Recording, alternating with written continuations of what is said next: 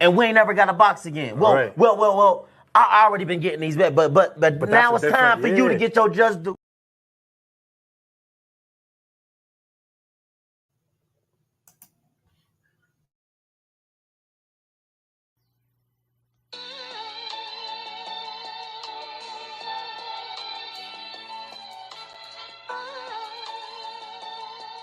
Yeah, you know the deal.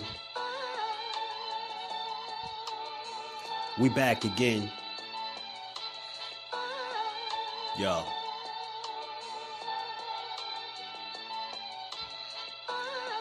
A round of applause for Jersey's finest. A lot of content creators not worthy, but they minus. They get offended and start singing like the whiners. Talking like they tough, but it's only screaming and whining. My homie JusDueBoxing is the cat you don't come to. Your squad get run through. By the time you come to, you duck food.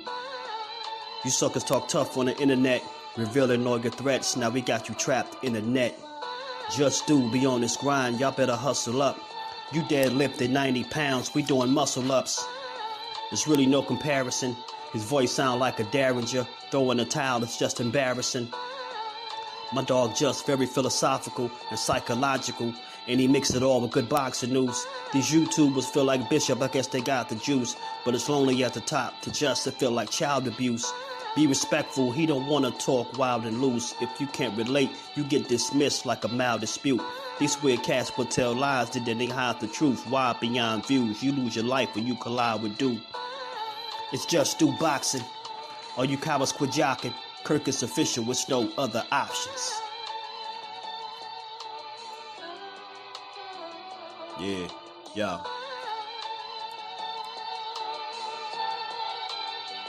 You know the deal. Judah Ben, we in the spot. JusDueBoxing, yeah. And of course, shout out to Mrs. Do, holding the whole family down. Word 'em up, word 'em up.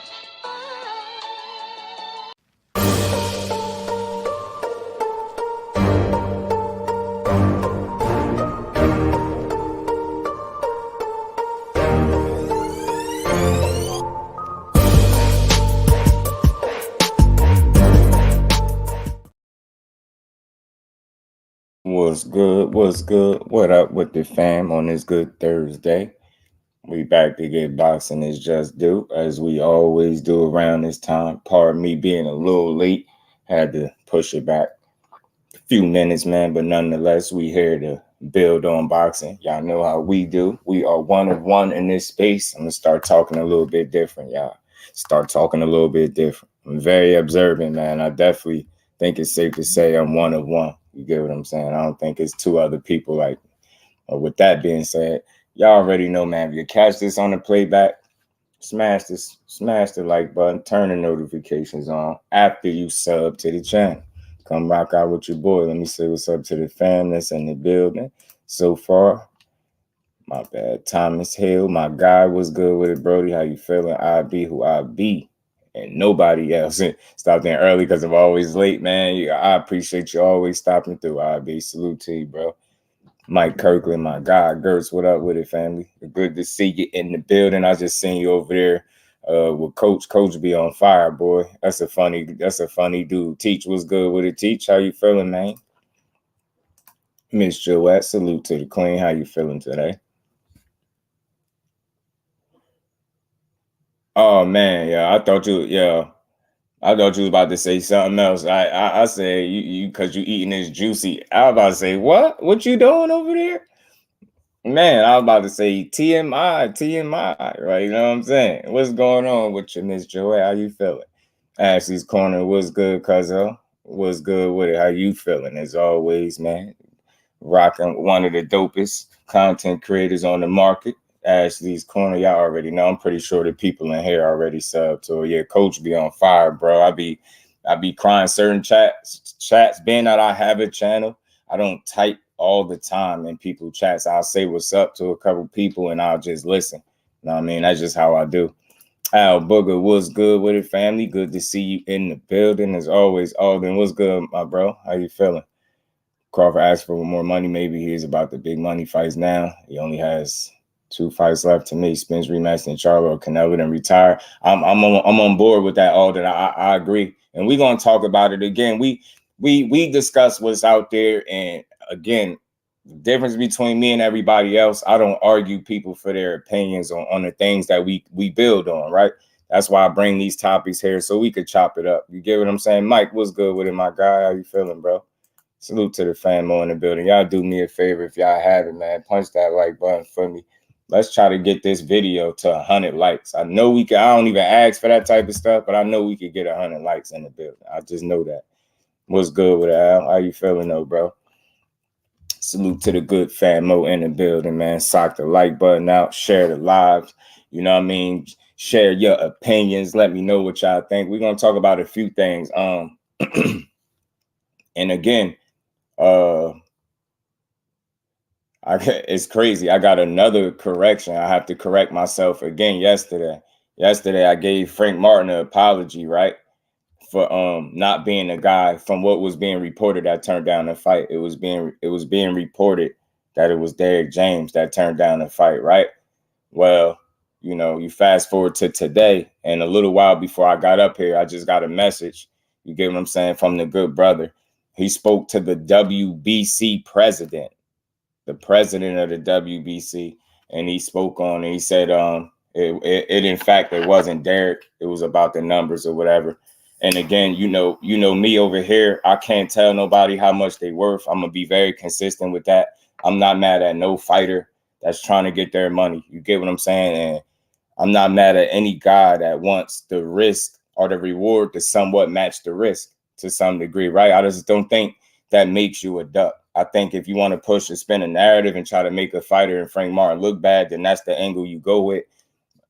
You know, but I'm not really on that. I think Frank Martin is exactly who he's been. Damn good fighter that's going to continue to show us that. And again, anytime we don't get the fights, it really don't. It's never a good thing because we spend our money. So whenever a good fights go by the wayside, it's like we miss out. You get what I'm saying? They going to get paid regardless. Like dudes going to get their opportunities, but opportunities for great fights always need to be taken advantage of. And it's just unfortunate that this one wasn't able to be resolved in a manner where, you know, Frank Martin himself would have been satisfied with what he was getting. So I salute him. I rock with him. I'm going to keep supporting him. Like I said, I've been very consistent.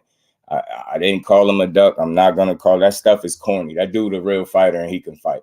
And that's all I'm till I see otherwise, or he moving funny to me, then that's something different. But I don't think he's moving funny. I don't think he's a sucker.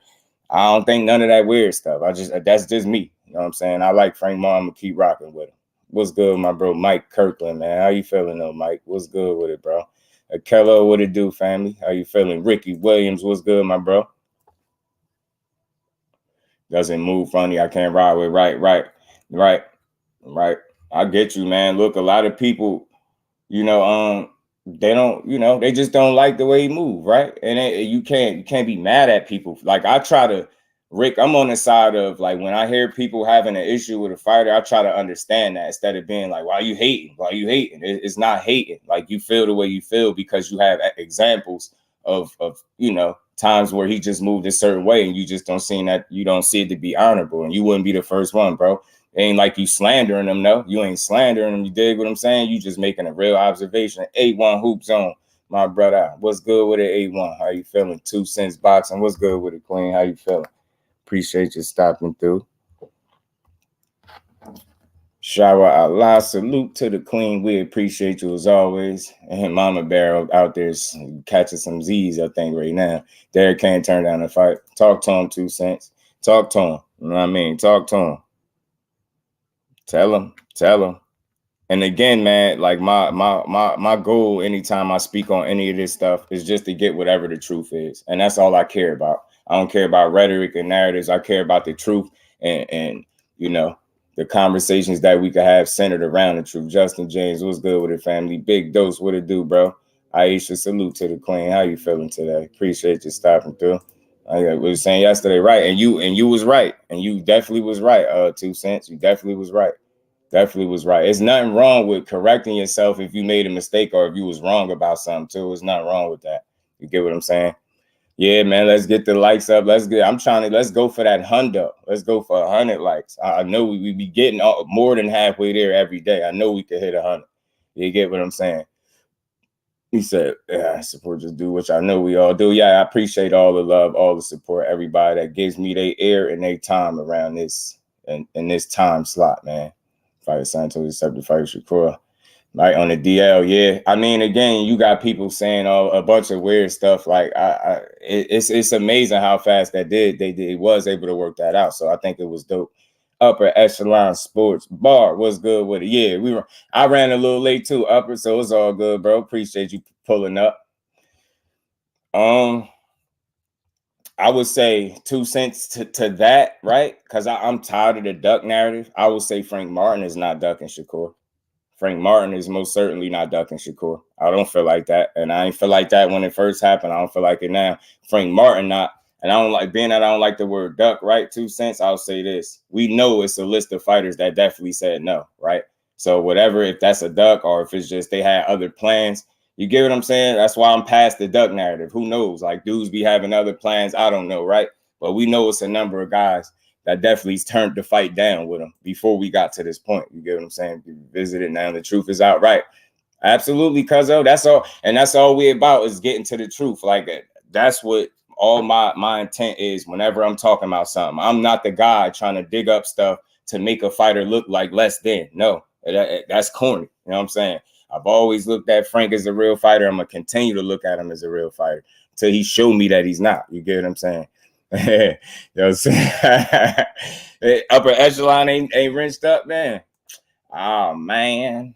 I don't listen. I don't be knowing. Y'all be having to tell me sometimes if any of the actual people that's truly supporting ain't rinsed up. Y'all gotta let me know. I don't be knowing. You know what I'm saying? I don't be knowing. And you know, Upper know he my guy. Bole was good with it, fam. So many conflicting stories. Yeah, I'll just say this in terms of that, and we ain't gotta really rehash and get all into that. In terms of, you know, the most recent update, it was a statement made by the WBC president himself that said it was Frank Martin that didn't like the numbers, so he turned the fight down. So if he's lying, then and make of it what you will. I'm just here to give people the information. You know, I can't tell y'all how to take it. You get what I'm saying? Right. 2 cents, especially over here. Everybody know y'all opinions is welcome, man. Everybody, we could rock out, man, over this way. ADT, salute, fam. Appreciate you pulling. He said the Faraday Bud is willing to even fight at 154 and 160. Let us know. Errol, people failed him, and yeah, Shakur demands are wild. I don't know what demands did he make though. Did he make any demands? You know something I don't know because I ain't hear no demands though. You know what I mean? Yeah, that's true. I don't think of it like that.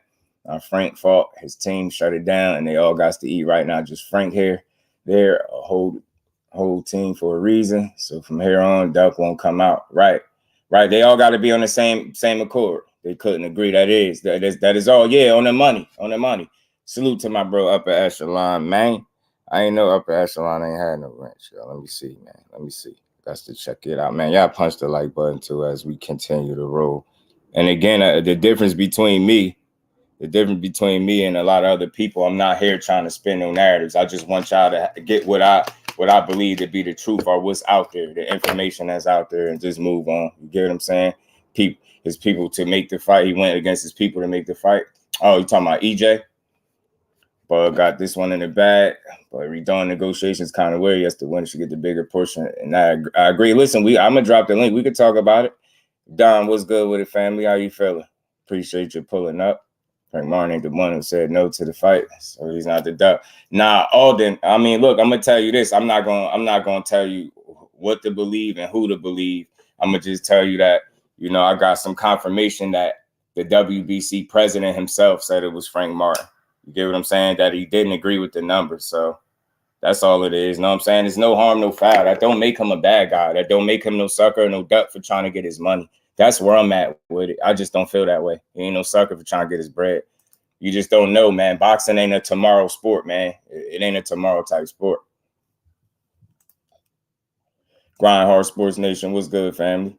Right. Encourage some great fights. That's where I'm at, Mike. I like that kind of talk, bro. I like that talk. Judah Ben, my bro, what's good with it? We should fight the guy that does all the talking. Keyshawn Davis. I would love to see it though. Yeah, I ain't even know. I ain't even know. I got you now. I tell you, Frank wanted $2 million. I'd be lying though. Nah, you ain't lying. You not over here. You know your boy Just don't call you no lie. You know I don't call you no lie. You know I don't call you no lie. Maybe we can get the fight after next because the truth is out and we can get Frank and Shakur right. And it wasn't no ducking involved. Mayhem, the truth. Salute, family. How you feeling, bro? Appreciate you pulling up. We went full circle. Just do right back to the same conclusion with Frank. But people will still blame Shakur. Yeah, they still blame him and still say he ducked because that's just, you know, some people, our narratives are more interesting to certain people. Frank is a tank mandatory. I take the Shakur 1000%. I mean, look, I ain't mad at that option upper. He got options. He got options for sure. But the tank fight ain't on the table for him now. For sure, it's not. Maybe down the line. And reason why I say boxing is not a tomorrow sport because you never know what could happen. You know, opportunities are not often. You know, they don't come easy. You know what I'm saying? Title opportunities don't come easy. So. You know what I'm saying? And at 135, it's just no telling how it all could shake out. 8-1, what's good? What you say? You gonna pull up? You already know, man. Y'all the fam. Y'all more than welcome. I'm about to drop the link, unless it's a false news. But Frank turning down over the numbers probably means Shakur wasn't offering. Shakur can't offer him anything. I just want to be clear on that. Shakur is not doing the numbers. He ain't crunching the numbers. He gives he can't. It's not up to him what Frank Martin gets paid. You get what I'm saying? It's not. I just wish you would have got it something that he deemed to be fair and we would have got a fight. Only if you want to push it. You know what I mean? Only if you want to push it. I just know that the young man never turned down a fight. So if he had ducked from never turning down a fight, yeah, so be it. Because you too cool to talk down on anybody. Yeah, I can respect that PVC duck though. Yeah, and I see, I like comments like this because you know I'm trying to keep it consistent. I keep it consistent and fair. I don't want to. I let the people make that decision for me. I feel like as the content creator, I'm just supposed to give the information that I see that's out there and not use any of the information to sway how y'all already feel about something. You get what I'm saying? We free thinkers over this way, man. Frank and Doug Shakur, that Justin James, salute, family. Shakur was going to get $6 million. Frank wanted $2 million. Shakur was going to give Frank money out of his purse to make the fight. Y'all don't gotta believe me. He wasn't going to give him money out of his purse. And he probably wasn't. I don't think you lying. I don't think so. Santa Claus was good with it, fam. Appreciate you pulling up. Or did WZ say that? Was this on the interview? Nah, one of the good brothers spoke to him directly and he hit me up. He spoke to him offline. You get what I'm saying? Directly and told me. He just gave me an update.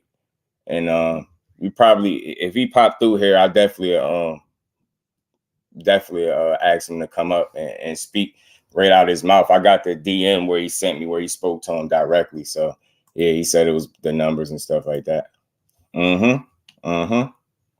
Right, ADT. Andrew Gray was good with it. How you feeling, Drew? People forget that Frank was in line for Tank. That's why he was mandatory. That's what the Rivera fight was for. I feel, yeah, right. And again, he's free to, he got options, man. Frank Doug Shakur Doug Devin. I get you. And for the people that's pushing that anyway, I just feel like none of these dudes duck, especially when you don't turn a fight down. You get what I'm saying? Is it true that he ain't accept 25%? That's 100% true. But is it also true that he never turned down a fight? That is also true. P. Hunter was good with it. Each other the other day too, they may have accepted a fight offer, but maybe Spence and Frank was like, nah, I'm hearing it was, Frank ain't like what he saw. You get what I'm saying? We're going to talk about that too, man. But again, I wasn't here. I don't want to rehash it too much. And I just wanted to get an update as I got it. You get what I'm saying? So people will know. I know you require respect. You keep the same energy when it came to those men's pockets. You get what I'm saying? Appreciate you, Shaba. Always showing love, always supporting the grind. Appreciate you, man. Knowing that I just keep the same energy, man. Salute to all these dudes. I want to see Frank Martin get paid, and maybe they revisit it down the line. And we ain't never got a box again. Well. I already been getting these bet, but now it's time for you to get your just due. Offers what money? It wasn't right. Right is right. He turned it down, but I'm saying the larger amount was probably in Shakur favor. Most definitely, ADT. Most definitely it was. Thanks for not pushing BS on these fighters and giving them their just due. I appreciate you noticing. I appreciate y'all pointing that out. This is why I do it, man. I don't care for narratives. I care for the truth and great boxing conversations centered around great fights that we know we get. And we ain't never got to box again. Well, well. I already been getting these bets, but now it's time for you to get your just due. Salute to my bro Mike Kirkland and the Queen Shower Allah, man. Much love and appreciation.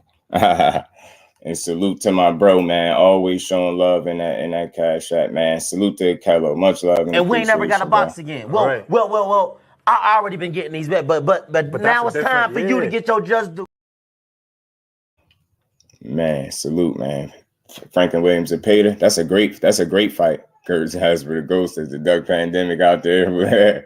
I talked to Derek, and he and Frank are still good. His rumors. Oh, that's good to hear. I'm glad. Salute to you, bro. I like that. Appreciate you, man. Appreciate you adding that, bro. Trying to offer Frank a number. Frank looked it over and asked for a bigger cut. They gave him what he asked for. Frank agreed. Frank doubled back and asked for a bigger number. True indeed. That is true. That is true. LWBoxing, what's good, my bro? How you feeling, man? Y'all go check out the good brother LWBoxing if y'all haven't. And any other content creator that y'all seeing here, man. Appreciate the love, fam. Shakur and Doug Devin. Key Alexandria, salute Queen. Say Shakur and Doug Devin. Devin ain't have no business since Shakur 25% offer if he was moving up to 140 anyways. But shout out to Dev. He's going to smoke Regis. Right, that's gonna be a hell of a fight, man. That's gonna be a hell of a fight. Ant McQueen, what's good with it, bro? How you feeling? P Hunter in the building, what's good with it, fam? Chatter going around about his next fight. I don't hear an opponent, but I know he in that gym as always. I know he in that gym. You played a new Just Do clip. Which one is it? A new clip? Salute to the bro Ricky Williams. Joseph Jackson, what's good, Joe? How you feeling? He says, Lil Corey fighting another anime character. You think De Los Santos is a bad fight? I don't think so. How is that the true point? Frank said what? Frank said what about the numbers? Frank, I believe somebody said he was gonna come out and speak on this himself.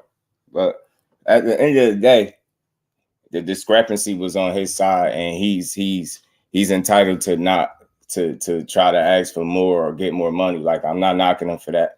I'm not knocking him, but I just like the information to be correct, right? You get what I'm saying? And not blaming the wrong people. I don't think nobody needs to be blamed. You know what I mean? Business got to be done a certain way for the fight to be made. And listen, I'm not knocking Frank Martin, bro. He trying to get his coin, bro. Ain't nothing wrong with it. I'm not gonna fight him. I see him fighting Denny's. I think De Los Santos is gonna get in there. I don't see nothing happening with that fight where it won't happen. I don't see no reason for it. Get what I'm saying? I don't see no reason for it. I mean, salute to him, man. I'm glad he said yes. I'm glad he ain't have a discrepancy on his side, and I'm glad we could look forward to this fight November 16th. You get what I'm saying? And hopefully Frank get a solid fight coming up soon too. I mean, rooting for Regis. Not gonna lie to you. Dante all boxing talk. What's good, Brody? How you feeling? Ain't nothing wrong with that. Ain't nothing wrong with it. Ain't nothing wrong with it at all. Dre's Finest, what's good, bro? How you feeling, man? Salute to you. Appreciate you stopping through. So check my IG. I got you. I think Regis will be drained.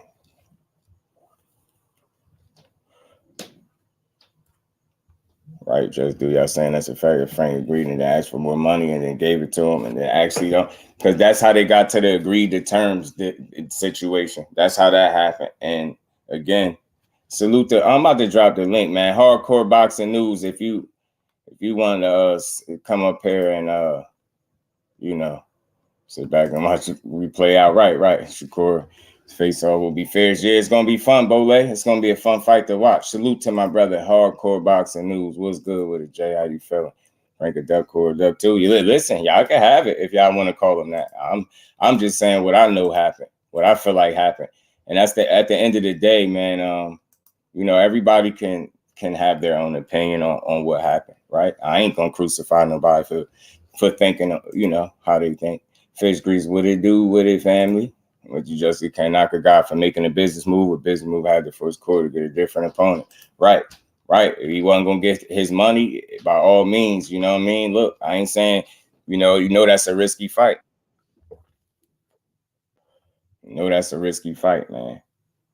No, it's a risky fight. That's all it is, and he want to be compensated accordingly for it. And I ain't no way, shape, or form mad at that man for that.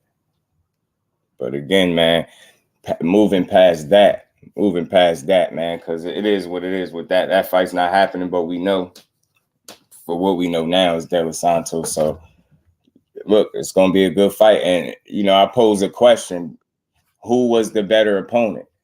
You get what I'm saying? What was the more risky fight? Who was more dangerous? Is Los Santos more dangerous than a Frank Martin? You know what I mean? What the people think. What y'all think? What fighter is a you know what I'm saying? What fighter y'all think was the better fighter?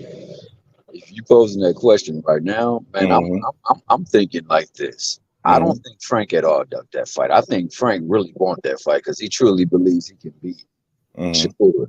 I don't believe that the PBC wanted to make that fight at that price because there's a chance that he could lose that fight. And that could derail what they got in plan or in store for him. So with that being said, I believe that's why he's answered the way he is, because he wasn't too happy with the fact that he wanted to go ahead with the fight and they wasn't willing to put the investment or the faith in him to say, like, you go in there and you're going to handle business and our stock going to rise. And they're not that. I don't believe they're vested into Los Santos as they are in Frank Martin, especially with Errol Spence being a big money maker. Hey, what's good with it, my bro? How you feeling?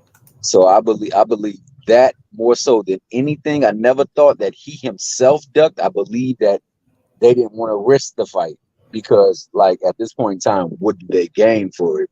They do get a belt, but if they don't, they can make a fight and then get Tank, and he can get paid even more and get a better look and and he can become, even if he loses, he becomes more of a star if it's a competitive fight, just like they did before. So I believe that was the thing more so than anything else, because I don't believe either of the fighters is afraid to fight the other. I just don't believe that. King of 47 was good with Erosion was good. He said Santos is a better fighter than Martin. And that's why I posed the question, man. Who do you I seen Joe said Frank is the better fight. I felt like on paper, people felt like that too. Just overall skills, he might be a little more polished around that. You know what I mean? Los Santos might have a little more rough edges to smooth out, if that makes sense. I think Frank is the more athletic out of the two. And then there's that dynamic too, that you got two different cultures in the ring. Right. So you get two different fan bases with a chance to do more numbers. But that being said, bro, I'd never call them people with duck because, I don't know the I can't even say it right now. The intricacies. Yeah, I don't know that going on within the background with the contracts and all that other stuff. But I do know. Dub say you feel like Martin is the better fighter. I'm with you on that one, Dub. I feel like Martin is the better fighter, but I believe. I do believe it's still a good fight for him. I do believe that. I think Mortala would be the better fight for him, but hey, I guess that's the way PBC do, man. They try to get rid of as many of the people that ain't worthy. Right, all day. And if you can't, if you want to be out there and you calling him out like this and you saying this, show your mettle. But we got big plans for old Frank. So that's how I see it. Also, man, I'll leave after this because I'm gonna take up other people's time. We got some heavy hitters up in there. Shout out to my man Ant McQueen too, because he put it down this morning on hardcore. Ant, you always welcome to come up. Jay Hardcore, you already know. I got the keys to the back door. It's under the mat for y'all. The link is pinned. I like Mortar, even Jermaine. Me too. We're gonna talk about Jermaine Ortiz too. If y'all see, he is in the thumbnail, and he has some interesting things to say recently too. You get what I'm saying? So, and I like his energy. I like the energy that he coming with, man. This is how you want fighters to behave and speak about fighting other guys. You know what I'm saying? So, separate them on the chin and guys, Tank, Martin, and Edwin. Right. And then my last commentary before I bow out and let all the other astute boxing fans grace your panel, bro, like you guys do. I was just going to try to see if we can get Upper, 2 Cents. He already did it, bro. Oh, okay, and Joseph Jackson. Because I always welcome to come on. Shakur should be able to counter Santos all day. Yeah, I think Santos could present, some challenges in his own right. I think despite him just looking like a guy that comes forward, I think he can box a bit, right? But I've been saying it like I've always been saying. It's just levels, pedigree, and level. He definitely can box, though. He definitely can box. Right, and you got power in both hands. You get what I'm saying? He could present certain level of danger in there for Shakur. He got to be smart. You get what I'm saying? As he always is, and switched on. Shakur is a talent that you just can't just box, though. You just can't just box him because he ain't gonna be a problem. Mm-hmm. My boy, William Foster III made short work of Los Santos, and Shakur is more polished than Frank William Foster at this moment. Absolutely. And Los Santos also has a gas tank problem. That's why he slowed down in his last fight. And he's overweight right now, so he has to get in there and he has to get back in shape right now because he's not looking good right now. Better get in some shape. Yeah, but one thing I wanted to come up here and say to JusDueBoxing and his fans, and people that's in the chat, peace and blessing to each and every one of y'all. And we in the chat. Mm-hmm. And like a couple people know that I talk to Derrick James a lot, and that's my guy right there. I mess with man down. It ain't no secret, but I always try to be fair to everybody. And like I said on my show earlier, a lot of these content creators is out here pushing the narrative. Frank and Derrick have no problem. Errol has no problem with them as well. Like Jamel Charlo has Juan Guzman as another trainer. Derrick James is overworked with 6 fighters, and they're starting to bring in extra eyes. They're bringing in extra eyes now because most boxing facilities. You said what, bro? No, keep cooking, bro. Oh, most boxing facilities have more than one trainer in there. So now they're starting to open it up to the possibilities. Frank Martin is man down. Errol Spence is man down. They all together. So that rumors that's pushed out there is no validation. Derrick James said there's no validation to that rumor. Him and Frank are great and all that right there. But what I was going to let people know is you got to realize Al Heyman plays chess, not checkers. And Al Heyman is a financial advisor. He's there for the betterment of his fighter. Right. He's there to make them the most money possible in the shortest amount of time because boxing ain't nothing guaranteed in boxing.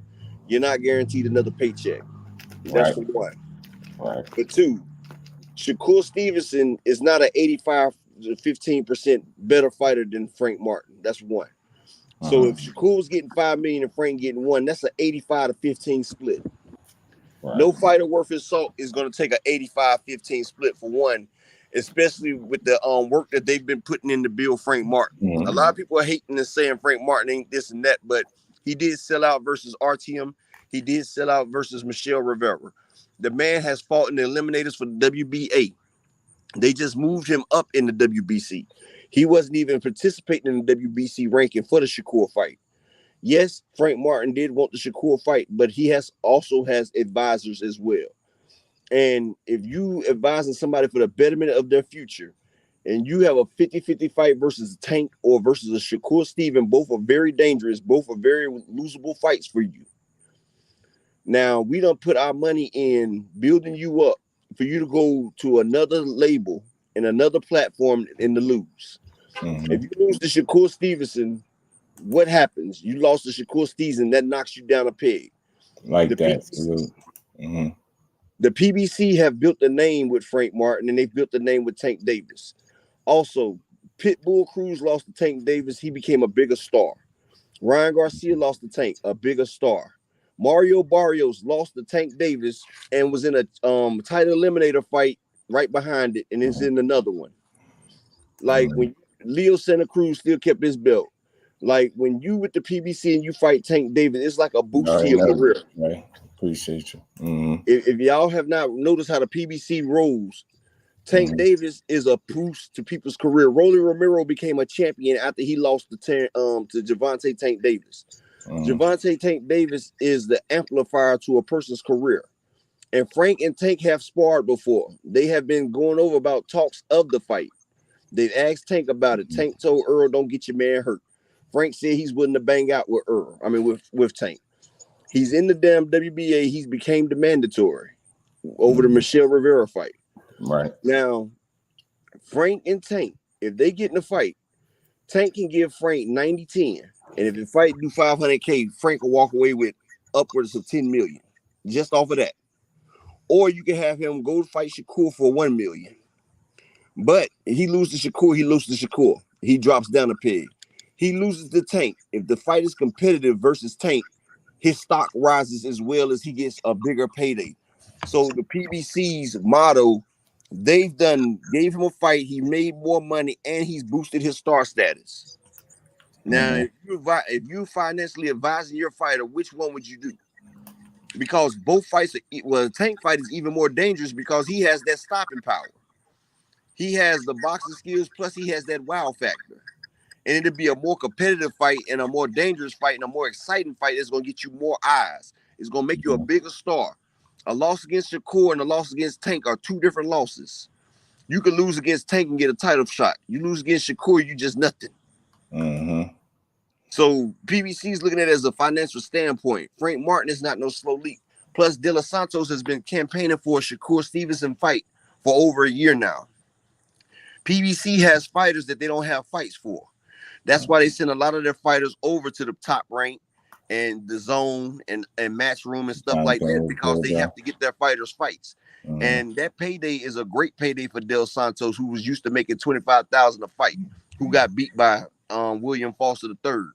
He can go over there. It'll be better for Top Rank as well because they don't have to pay him a bigger purse than they was going to have to pay Frank. Plus, De Los Santos is going to take the fight and you still get Shakur the title belt, which is what they want to do anyway.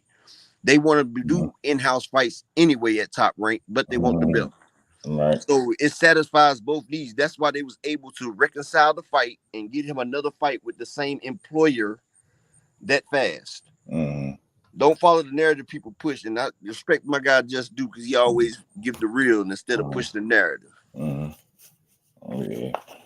Yeah, no, listen, I definitely, I could feel you for sure. And what it all boils down to me is me respecting the fact that any guy is trying to get their bag. You know what I'm saying? I can't knock it. But for me as the fight fan, and I'm not in this man's pockets, but you know, I was just thinking, just based on, you know, what he's been paid in the past, whatever his highest payday was, you know, the number they was throwing out there to go from that. And it's crazy because people like, you know, $1 million ain't no money because he got to pay such and such, such and such, such and such. And I understand that. But my thinking is, what about the money that he's been paid thus far in his biggest bag? He still has to pay those people. So if $1 million is no money, neither is the money that he's been getting thus far. So I would say it was, you know, just looking from the outside looking in, I would thought that would have been enough to, you know, it's also about a risk and reward too, because you know you're not really taking a risk, and you know you adding another notch on your belt, and you know you're not putting your 18 fight, you know, the 18 fights that you done trained for, you're not putting it at risk for a lower number. You feel what I'm saying? Like you see Terrence Crawford, you know, you thought he would have took like 35% or 30%. That man wanted 50-50 to risk it all with Earl. Who's that, Aisha? Santos, you asking, do I think he'll make the weight? Santos 23, he'll be in shape. Yeah, he's young. And I think they're going off a picture. I know the picture that they're going off on. I think he did a more recent interview and he didn't look like he was too big. I think that's what people are saying is how you look in between a camp. You get what I'm saying? When you're not necessarily in camp. And I think that's what you're saying. I don't think it's going to be, you get what I'm saying? Especially with 8 weeks or more to prepare something like that. He's definitely gonna have enough time. You get what I'm saying? That's a training camp. He should definitely have enough time to get himself right. So Earl's done dropped 50 in a training camp before. Right. And that's a good point, Alden. It's not an in-house fight. And I know it was a lot of speculation and things being said about that as well. But it's more narratives, man, because that couldn't be more opposite sides of the street. You get what I'm saying? It couldn't be more of a situation to prove that. Like, he's there, clearly a PBC fighter, and you got Shakur with Top Rank. This is going to be a good fight. De Los Santos been asking for this. Like I said, he's been trolling. He's been trolling Shakur, going to Newark, even though Shakur in Houston. Still funny, still good stuff. Los Santos is entertaining. And it's cool that the fight ended up falling in his lap. And we're going to see a good fight. I feel like Shakur is going to prove it on this. This should be a fight right here where he want to make a statement. And he ain't necessarily got to stop this dude, but I'd say if he can straight up and just dominating, man, make it, make it convincing, beat this kid up. You know what I mean? Make a statement, man. Start planting your flag at 35, man. And making it name. So Dos Santos got a little bit more power than Nakatilia, so yeah, it's that, and it's gonna be fun because I know a lot of people speaking about their power in that one fight with Nakatilia. I'm like, man, y'all just don't know, man. And that was him not even on his best night. So if my off night is me pitching a shutout and getting a knockdown in a fight, and that's the fight that people talk about a lot, they try to, like they got something there, man. Everybody can have one of them type of nights. But what people don't realize, how convincing that ass whooping still was. What they don't realize is Shakur power is elevating with his weight as well. Shakur's power is done increased, and that's what I said. 133. I respect people that's talking about Devin, but they looking at Regis for his last fight. He had an off night, bro. Just don't think. Now, I think Devin might have more pop because he ain't going to be as weight drained at 140. But y'all talking about Regis, the Rougarou. Mm-hmm. They looking at that last fight versus Zorilla. If they look at Instagram, they see Regis almost died trying to make weight. Yeah. That was a bad camp for him. Yeah. I don't expect it to be the same this time. Yeah. I expect to see that damn Bundu, that daggone Josh Taylor, that Zapata Regis pro back out there. And just remember, if Loma can hit Devin that like that, you can't take Regis' shots now. Mm-hmm. Regis gonna bleed for this fight. I'm telling you, man, the young boy got to prove it in this fight. This is a fight. I know been some frustration, in terms of the process and the length it took for him to get a locked-in opponent. This dude going to be focused, man. So Los Santos going to have to be more than strong to pull it off. You get what I'm saying? He's going to have to be smarter than this dude. And relying on one or two big shots ain't going to cut it. He's going to have to work. I wasn't talking about Dos Santos. No, not you. I just see somebody in the comments. Dos Santos gonna be game for about 2-3 rounds, man. Shakur gonna pick him apart, man. He was good for William Foster the first couple rounds, but when Dos Santos is up against a superior boxer, he gets frustrated. He gets frustrated when he can't do what he normally used to do. See, people still riding that El Rayo high that Dos Santos did. But if y'all remember his last fight, he was boxing beautifully, but he ran out of gas. And if you see the way he looks outside of camp, he blows up. He's not disciplined. So I feel like he's going to have stamina issues again, and Shakur stays in that gym. He's a gym rat. And that's one thing he's going to have stamina issues against is Shakur Stevenson. Right. And that's why I say once it's spoken into existence, facts of Kello, he got what he asked for, and I love it. You got what you asked for, and I know he's gonna be game. He gonna come try to run this fight. He not gonna lay down. Buckle up, boxing talk. What's good, family? How you feeling? Yeah, and then this is what you want to see. You want to see guys that want to fight each other. You get what I'm saying? And we definitely know he wanted to fight Shakur for sure. So it's gonna be fun. It's gonna be entertaining. This is what we want as boxing fans. Good tests, good matchups, and look. Skills pay the bills, man. He's gonna be smart on the night, man. It's a really smart kid that he's gonna be in there with. So Dos Santos, again, he's gonna have to bring his best, and hope, and he better hope it's enough. But I just see Shakur beating this dude and outclassing him completely. Like I see, especially after you get the first 4 or 5 rounds get through. I see separation there, man. You know what I mean? Yeah, man. Yeah, y'all was free to come up here. What was the weight limit? They give you the winner of the Vikings. What's up, Jeff? What's up to the panel? He could salute Jonathan. TM, he could keep him honest. It's just the thing is how honest, right? You know what I'm saying? I know everybody keep pointing to the Nakatilia fight, but I just don't feel like that's a very good example, because if that's that type of fight, then dude gonna get shut out. You get what I'm saying? That was a shutout fight. So I like the fact that people highlight that fight so heavily, and you gotta think you haven't seen that since then. You can't say he didn't fight people that got some type of punching power. I just think he, that defense is something different. Midnight was good with it. Ain't no Haney. Del Santos' power doesn't carry. His power fades in the rounds. Shakur isn't going to take any risks. I'll say this, man. I don't know how you could assume that. I mean, I've been watching him as of late.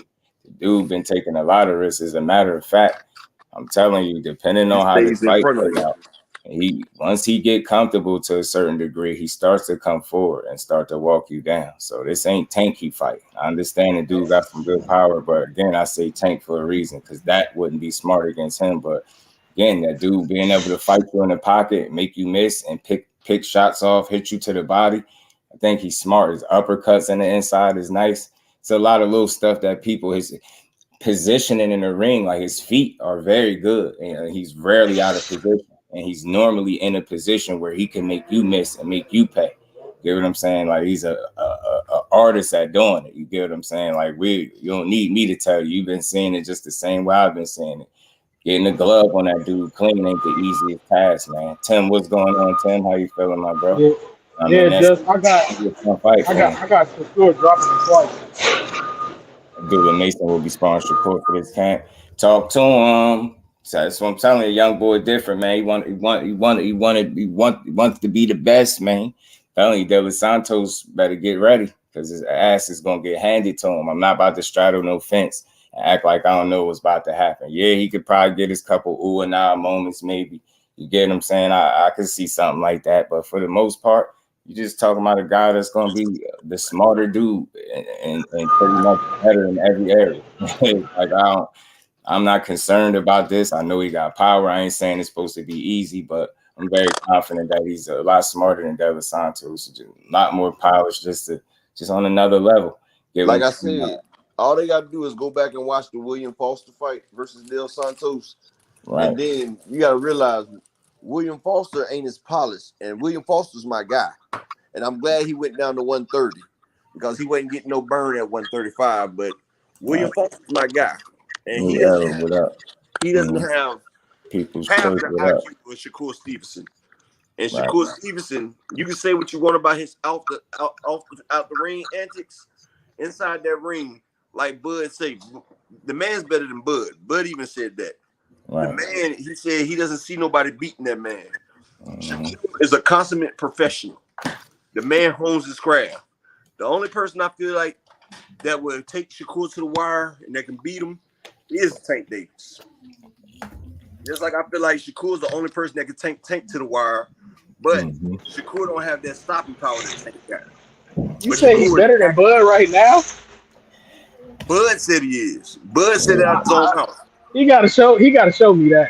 I ain't giving him that. I'm saying he gotta show me. You gotta show all of us. I don't care what Bud said. He gotta show me. I mean, when he did train Bud for the Spence fight, though, you feel me? He did train Bud for the Spence fight and get Bud's skills sharp. He did do that. Right. And he did say he used to go half speed, but now he goes full speed with Shakur. And you also got to realize Shakur is 2 divisions below Bud as well. Y'all gotta y'all gotta keep in mind when he say that Shakur is better than Bud, he ain't saying that. He's telling you exactly what Bud said. So if you got y'all mad at anybody, be mad at Bud for saying that, because he put that. I know what Bud is saying, man. I just saying I don't care what he said. No, hell no. But he got a lot to prove, man. But listen, he just got to stay focused. That's he's the type of talent that you just got to look at and say, yo, just stay focused. Keep your head down, stay in the gym, stay locked in. Don't let your head, blow up too big, man. Keep your, you know what I mean? Keep your eye on the prize, man. He one of them where he could go real far, man. It just all depends on how well he focused, how well he stay locked in, man. It's just one of them talents to me. You get what I'm saying? It's one of them. You just got to stay focused. He'll prove it as the opportunities come. Like you'll get to see, I think, a damn good performance come November. You get what I'm saying? I know it ain't the Frank Martin that we all wanted, but nonetheless, it is a solid opponent, and look, man, you see where it started, man. So all people been saying no and whatever, you know what I mean? So I appreciate Los Santos being able to give us a damn fight finally. Zoom was good with it, bro. Peace and blessings to you, Brody. You know what I mean? But yeah, man, Crawford gonna praise him like that. I hear a lot of praise, man, and from a lot of people. And I know people don't like to hear it because they feel like he got to prove it. I'm right with y'all. I believe that 1,000,000%. But I think a lot of people just see a high ceiling, a lot of potential. You just got to stay locked in, bro. That's the main key. Just stay focused, be in love with what you're doing. And from what I hear from his peers and the people that work with him, like, he don't really do nothing else at this point but box. So I like that energy. Like, and he soaking up the game from a guy like a Bud Crawford, understanding that it takes more than just being nice. You got to live that lifestyle. And I think that's the game that he's soaking up from him. It ain't just in the ring, man. I just can't. I can't anoint him bro, until I see it. I ain't mad at you, Jonathan. You got to show it to you, bro. I'm with you. That's cool. That's fair. I'm not saying he's not elite, because he is. He's one of those. He should be on the bounce pad, all that. But I'm not announcing this nigga king until he show me he's king. Hey, John, I don't think he. Go ahead, ask. Hey, do you believe in $1 billion? Bro, I don't know what you're saying. What are we doing? Do you believe that there's people that's out here that has $1 billion, right? Yes, you haven't seen $1 billion, but you believe it's out there, right? Mm-hmm. Just because you didn't see it, did you hear anything I said? No, that's for you to make this analogy. I'm just saying before you make this analogy. No, this is what I'm saying. Did you hear anything I said? You heard me, but did you comprehend for a whole training camp, bro? I'm not saying that you denying it. You saying the man elite, but this is what I'm saying. Bud's been training with this man. I'm not a Shakur fan. I like his skill. What won't be a 10-2 Los Santos? Are you trying to make me announce him king? I'm not doing it. I'm not announcing him king until he takes it. Oh no, I'm not saying that because I feel like Tank is just there with him, though. I feel like Tank is right there with him. I feel like Tank has that wow factor, though, that Shakur doesn't have. But Bud, I'm not announcing Tank king until he takes it. Bud had his whole training camp sparring with this man right here to fight his biggest fight. And you see Shakur Stevenson, every time he gets on, he lets you know, I put myself #1 over Bud. So, you know, Bud, the man said at first he couldn't keep up with Bud. Now he keeping up with Bud, bro. Like, they going full speed. And the man, that's great. That's great. But I'm not announcing you king because you kept up with Bud and sparring. I'm not doing it. I'm not doing it. I mean, you don't have to. I mean, it's out there, though. I tell you what, if he 10-2 him, don't be surprised. I would give him. I would say he at least get all that. I seen him. He get all that praise. He's one of the best 135 fighters out there. But I'm not announcing him king. KO was good with it, bro. Talk to me. Hey, chillin', man. What's good? What's up, Jonathan? What's up? Oh, what's up, KO? Let me sit back and let my man KO cook. Well, what's up, KO? You gonna announce him king or something? You gonna announce him king too? Nah, he don't gotta be the king, but he just bro. All I'm gonna say is this is what made me want to hop up here, and it's the conversation y'all was having before this, bro. Like, there's a saying about having your cake and eating it too. There's another saying about you can't have it both ways. Y'all gotta call out something, bro. It's one or two things, bro. Either the PBC and Al Heyman is incompetent as fuck, or Frank Martin duck Shakur Stevenson, bro. But we not just gonna skirt by and act like something ain't wrong. If what y'all are saying is true, if Frank Martin had an issue with the money, or there was something wrong with the contract, or there was any of that shit, then Al Heyman could have let the shit go to purse bid if his fighter wasn't happy with the money. But he informed the WBC that he had a deal, bro. So if he went and told the WBC that he had a deal for the fight with Frank and Shakur, just like Top Rank told them they had a deal for the fight with Frank and Shakur, and he knew that Frank Martin was unhappy with whatever the split was, then, bro, people need to be giving smoke to Al Heyman, dog. And quit just trying to act like that shit is okay and that's him doing a good job. Now, we all know he wasn't even involved. We all know. Well, he oversees that shit, man. I get what you're saying. You know what I mean? He wasn't the they ain't doing it. So either Frank Martin's whole team, either his whole team is incompetent and going against his wishes because he wanted more money or the split wasn't fair, and they told him that they had a deal anyway and screwed him out of a title shot opportunity when they could have just forced the purse bid, and so he could get the money that he wanted, or Frank Martin ducked out on the fight after he had agreed to the fight and had agreed to the number. But we ain't finna just act like, oh shit, the fight didn't happen. You know, maybe it was this, maybe it was that, maybe that was going on. All right, we on to the next. What's next for Frank Martin? We know Shakur. Nah, bro. Bro. Well, he about to come out. Somebody got to get this work, dog. He about to come out. A lot of people is hesitant to give it to him, bro. Yeah. Like I said, I would love to hear him come out and speak on this situation. I could have swore somebody said that he's supposed to do that. I'm not sure, but I would like to hear from him because it's only right? That's why I say there's nothing wrong with speaking up for yourself, or yeah, especially when there's so much stuff out there. But like I said, I just got a word, from the WBC president that he said it. He said, yeah, it was Frank. He didn't like the numbers and he turned it down. And he said it was nobody else, no Derek James, no Errol Spence, it was Frank wasn't. He didn't like what he saw. And again, that's the best I could do is go out. I mean, I doubt if that man would be telling a lie. You know what I mean? The president, so get what I'm saying? Yeah, that's what I'm saying. I don't want to bash until I know, like, if he said he didn't like the numbers, and still ain't Bob ain't trying to pay a certain amount. That's what you know. You talking about a president that lies all the time, right? Yeah, Suleiman does lie. I can only put the information out there. I can't make y'all believe it. It's not my job to make nobody believe anything. I can just Frank put it out. Need to come out and say what's up. That's what a content creator does, bro. I don't gotta sway y'all. He ain't gonna be under no pressure to come out and say nothing if people just keep acting like, well, maybe it could have been this and giving him the benefit of the doubt and shit, bro. What is he? And I don't mean this in no disrespectful way. What has he done to deserve the benefit of the doubt, bro? Like what has he accomplished in the sport of boxing? What major fights has he given us? What fight has he said he was going after and then really went after it to where we can just, like, it ain't like he Earl, bro.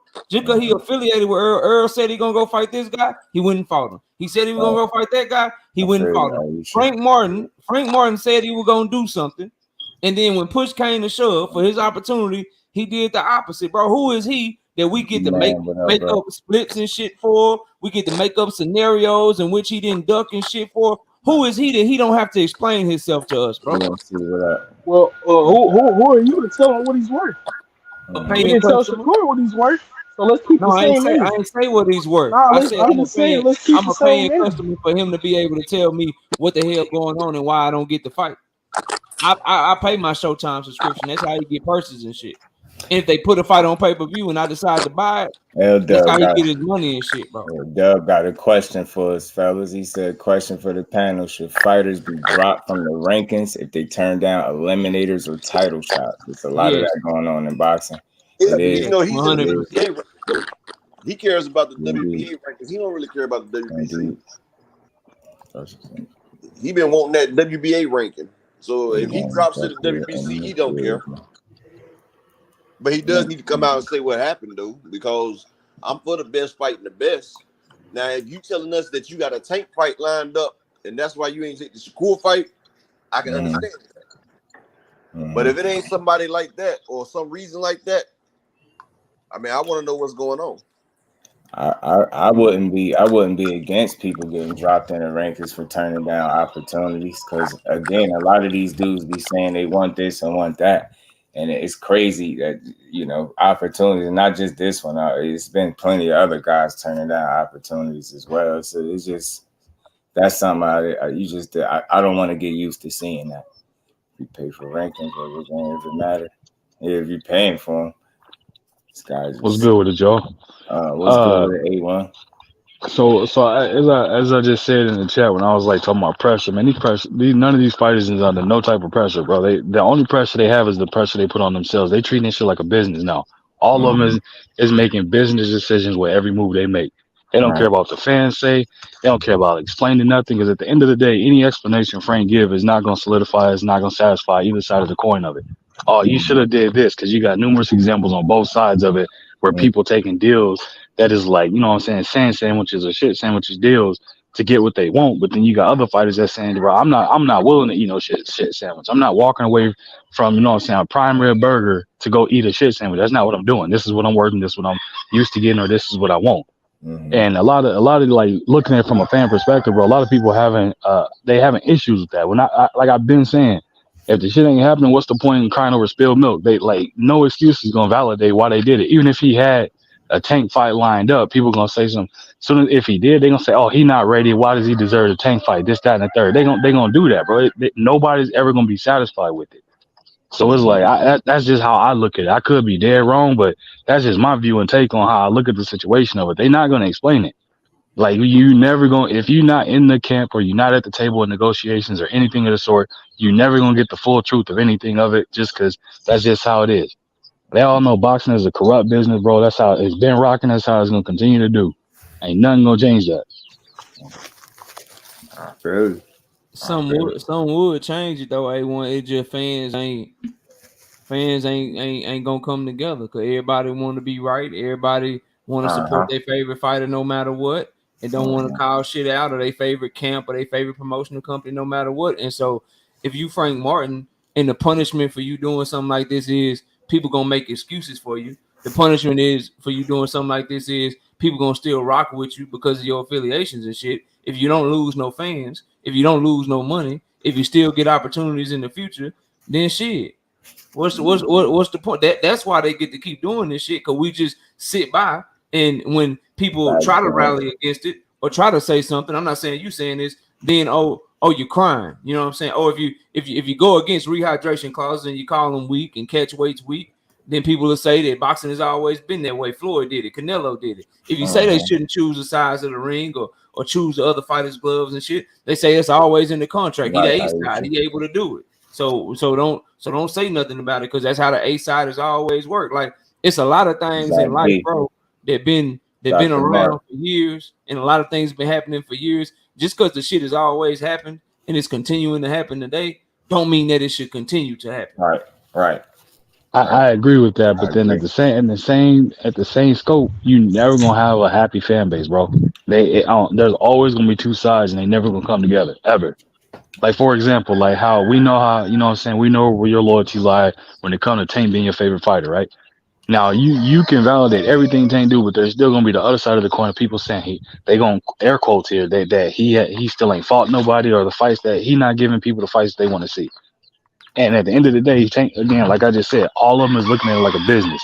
Right. They literally, when you have situations where people go from, you know what I'm saying, barely, you know, living paycheck to paycheck, or not even having paychecks, they out there getting out how they got to live, to a situation where, you know what I'm saying, you making damn near $100 million for 20 minutes worth of work. Is like, shit, you gonna make decisions based off of that perspective. You're not gonna be thinking like, I'm not going to go out here and work harder, not smarter. I'm gonna work smarter, not harder. You know what I mean? And I think that's how all of them is looking at it, where it's like any potential of a situation where it's like we can make some money by doing this, that, like doing the easier route. They almost all of them gonna take the easier. I ain't gonna say all of them, almost all of them, just because they viewing it as a business.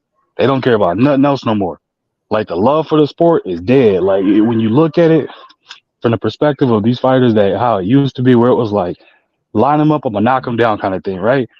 We're not seeing that from pretty much any of them. Again, it's only a handful of them that's saying they willing to fight everybody, and they trying to make the fight happen, or they made it happen, compared to now where it's like everybody moving like they Floyd or you know what I'm saying, they this type of fighter, and it's that, and it's like it's hurting the sport. Right.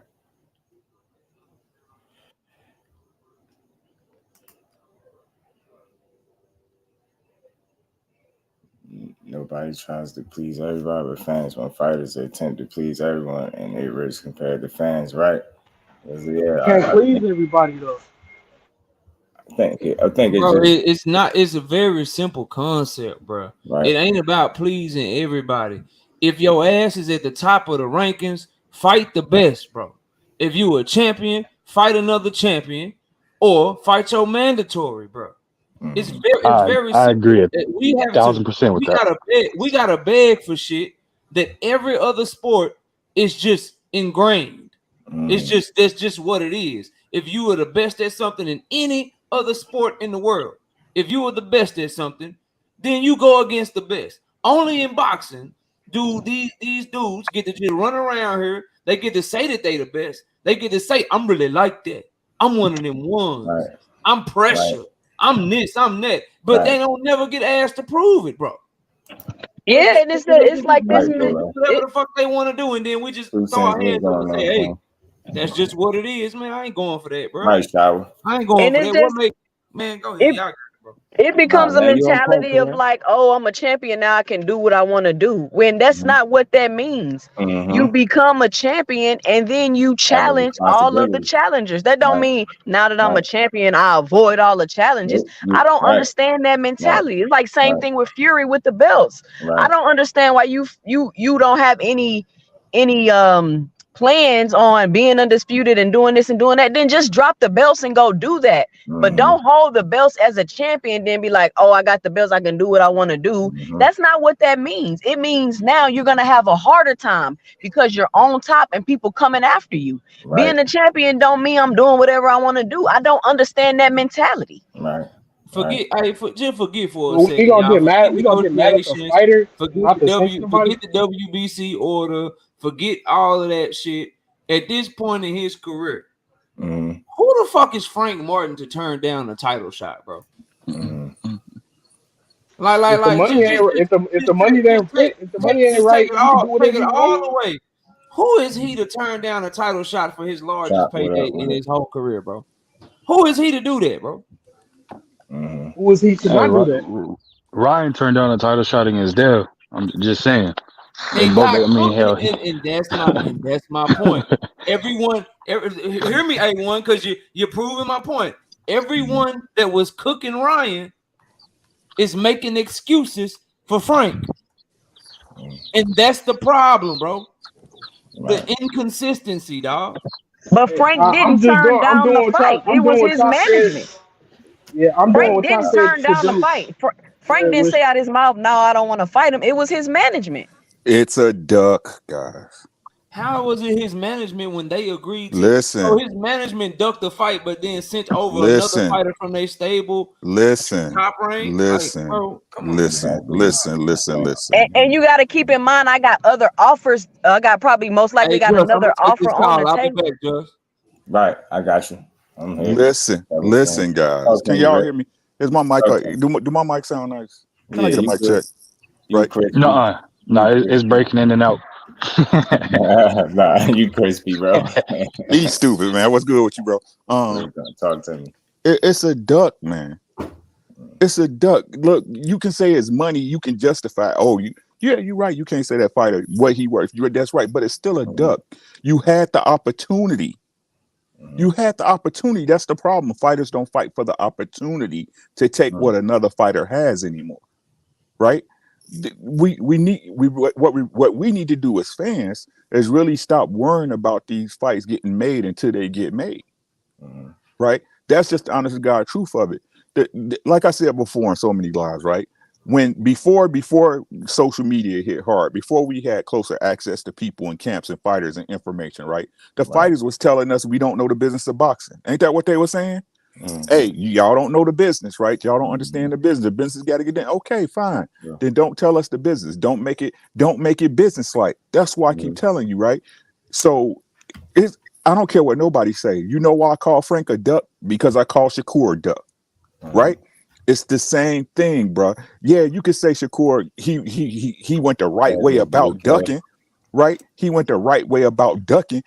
But he still ducked. He had the opportunity in front of him, right? Now, it could come out later, like just said, Bob Arum said it wasn't no validity, whatever. These people telling us what they want to hear. But the point is, if there was an opportunity there, you should take it. But they don't, because business matters before the opportunity, guys. Get over it. Stop asking for boxing to be a sport that it's not. Stop asking for it to be the NBA. Stop asking for it to be the NFL. It's like, it's not that sport, right?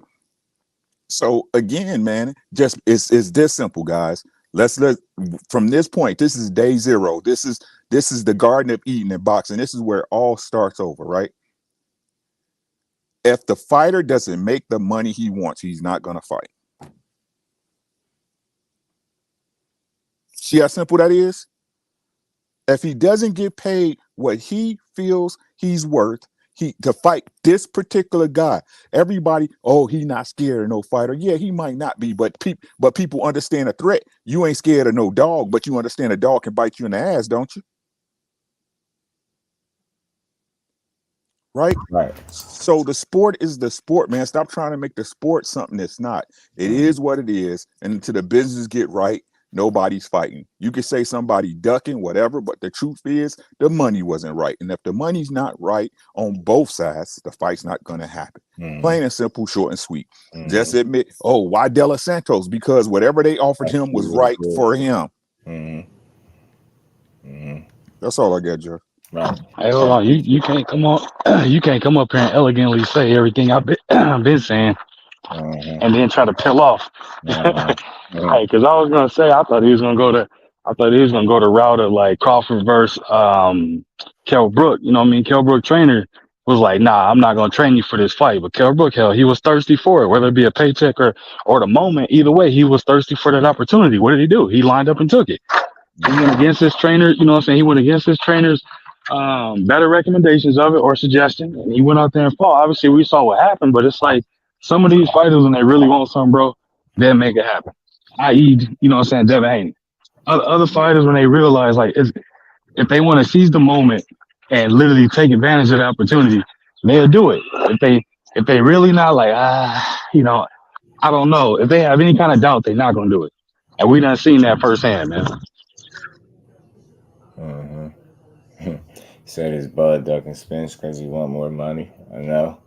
No, I've been meaning to get into that too. So again, man, I everybody just got different takes, and that's just what it is. I don't think nobody wrong, man, for seeing things the way you see it. My initial stance has always been that I ain't called neither of these dudes ducks. I'm just, it is what it is. But you know which side turned down the fight. But you get it has something to do with numbers, and it is what it is. Maybe they revisit that option down the line, hopefully, man. But I truthfully don't think, as a boxing fan, that you know, especially next, I don't think it's going to be a better opportunity for Frank. I know people keep saying Tank, but ain't no for sure you're going to get that fight either. You know what I'm saying? But we'll see. So hey, just do. Yeah, what's good? What's good with you, bro? I feel like, bro, in my opinion, I think Frank. I think Frank duck, and I wanna create a scenario. It remind me of, like, let's say somebody do something, right? And then somebody from the outside being like, that can't be me. So basically, when that bidding was going on between Devin and Shakur, Martin was basically saying that couldn't be me. I would take that opportunity. So it's kind of like, in a similar sense, it's kind of like, let's say he say that couldn't be me, and then say we in school, and the dude be like, all right, Friday we're gonna get off the bus and fight, right? So let's say this happened on a Tuesday. So Wednesday, Thursday, Martin just talking that shit. Oh yeah, boy, that couldn't be me, boy. I swear to God, going off, right? So Friday get here. It's 4 options that it's gonna happen. 1, he ain't gonna show up to school on Friday. 2, he gonna show up, but then he gonna have his mom come get him early. Or 3, he gonna ride the bus home, then have his mom pick him up right off the bus and go home and act like he don't know what's going on. Or 4, he gonna stand on business and go, stand up for the fight Friday. And I feel like what he did was he did all that talking Tuesday, Wednesday, Thursday, talking that good shit. And then when the agreement got here, he rode the bus agreement home. With who? The agreement with who? We can't compare situations that don't even match. Thank you. Hold on, bro. Again, I want you to go. I want to stop this before you get this crazy narrative off, right? All right. Listen, this is where context applies, and y'all try to play like it doesn't apply. He was talking about the option and the opportunity with Devin to get 25%, not the opportunity with Shakur. Stop doing that. It's different, right? It's different. The money is different. 25% of a pay-per-view is gonna be more than $1 million.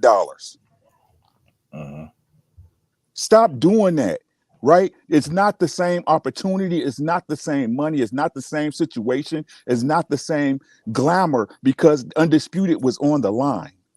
Can we please stop as just say this is a bad narrative? This is a very bad narrative. You do not have to compare Frank ducking Shakur to what Shakur did in that opportunity there. The opportunities are, again, like I said, if you say Frank duck, you gotta say Shakur duck. Both of them had the opportunity in front of them. They didn't get the money they wanted, and they both walked away from the fights. But Shakur and none of this will really even be an issue if Shakur stays off of Twitter, Mike Coppinger stop dropping news that ain't really true. Like, all of this would not even be an issue because y'all announcing the fights and doing all this before stuff is even final. And then now when we supposed to be going back and forth, we still in negotiations. We're still in negotiations. So it's not like the fight was final and then Frank was like, no, I don't want it. That's not how it happened. We still back and forth in negotiations, but it's the other side that's trying to drop all this real quick and create this narrative. And in my opinion, just to give my 2 cents, I think that's what the problem is. BN Boxing News was good with it, BN. Yeah, I feel you. He's trying to do it like Dev, but he can't control the media like they do it. In my opinion, it's the same situation, bro. If you telling the man what he should have did in his situation, and then you get presented with a similar situation, and you don't do what you said you would have did in another situation, how you not a similar situation? It's not a similar situation. We talking about undisputed. Do you talking about a vacant belt? That's not a similar situation. Angel Diaz was good with it, bro. How you feeling? I mean, but even in that, Devin, making more money for 11-16 than he would have made Haney. Right. And they don't want to admit to that. It's real shit. That's real. Man, yeah, I feel like certain stuff don't need to be on Twitter, period. It don't matter who fights. Shakur need to learn that. Hope he learn it fast. Certain battles don't need to be fought. Definitely not on Twitter as it pertains to the business. But I think in this situation, people just have a hard time just accepting that one guy turned to some people. It seems like these have a hard time accepting that he turned the fight down. But to me, I don't think that's a narrative or anything. I just think that's exactly what happened. And this is why we don't got to fight. But again, salute to the man. I'm glad I kept it consistent. I never called him a duck. And I get why people are going to do it. I understand it on both sides. But I just chose not to go that route. You get what I'm saying? He could change his mind. He could try to get more money if he feel like it. The risk ain't worth, the reward. Listen, by any means, make your decision. But I was just, as a fight fan, like just moving past all that, as a fight fan, I was thinking that was an opportunity of a lifetime. Not even so much of a lifetime, it was a hell of an opportunity for him at the time. You get what I'm saying? But it is what it is, man. We got Los Santos on hand now, and we're going to see what's up with that fight. 4 belts, 25% versus 1 belt. Right. And I don't even care about all that percent stuff. It is what it is with that, because it was a similar situation. It was similar in terms of just being turned. He didn't want 25%. That money wasn't right for him, so he didn't fight. They both declined the opportunity. Right. Plain and simple. So, like I said, man, it's simple. It's simple, bro. But hey, whatever you want to make you sleep at night, you know what I'm saying? Right. I have no problem calling it straight down the middle, man. It just is what it is. But salute to them boys, man. Again, man, I don't care about no narratives, man. Frank Martin is still the fighter that I thought he was, man. Hopefully we see him back in the ring soon. But I'm looking forward to Shakur next opponent. His actual guy that they say he's fighting is Los Santos. He's a cool fighter, man. He's been riding a little win streak since his only loss. That was a close loss, man. So, he's been trolling and asking for this fight, and he got it. Fell in his lap. So let's see, man.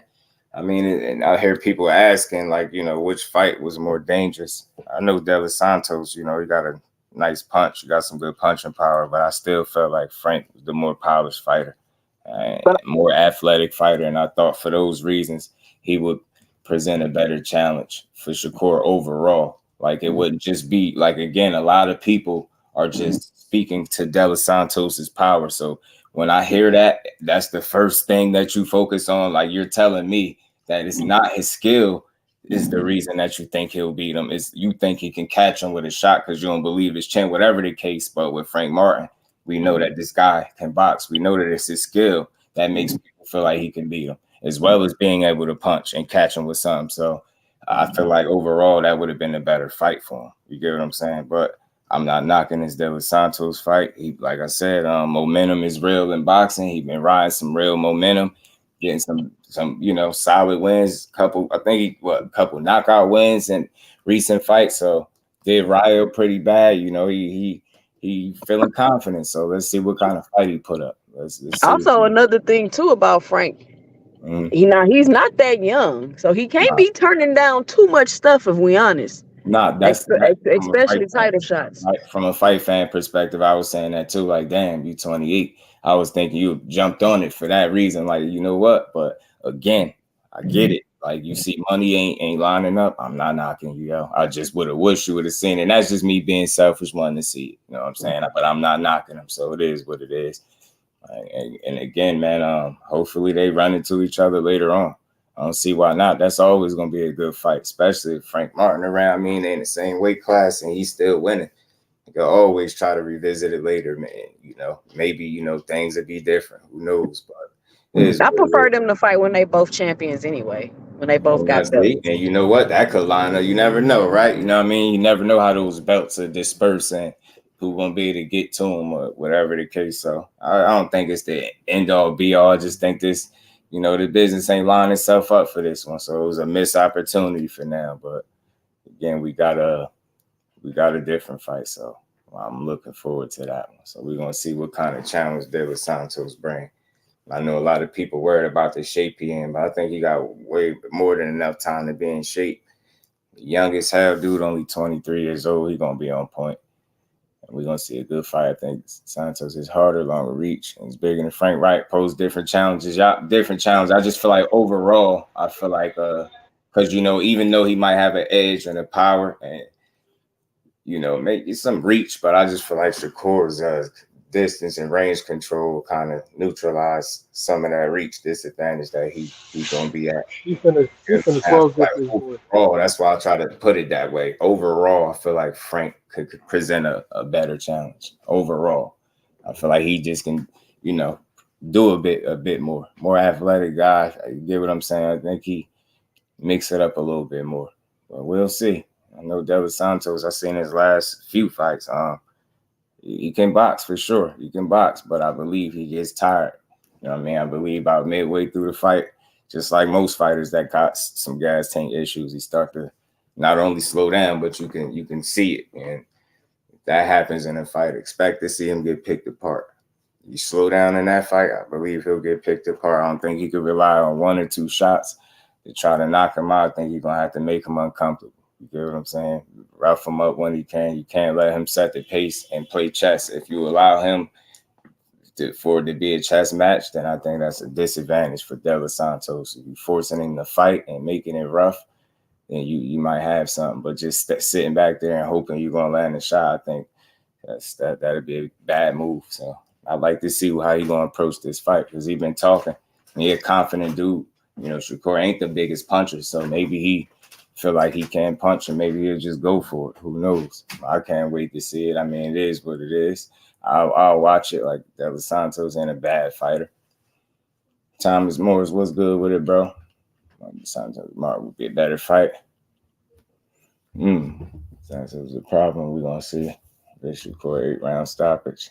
I feel Frank Martin was way in over his head versus Shakur. That would have been a cool fight to watch. Santos stopping Shakur.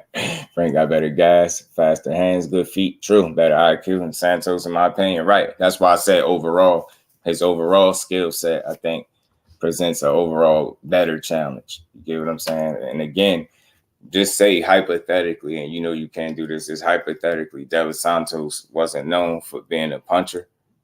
It would be a much different conversation. I think a lot of people putting stock into, and he can box a bit, but it makes it different when you could check somebody's chin and hurt him in there, and that's something he can do. But just think about that wasn't the case.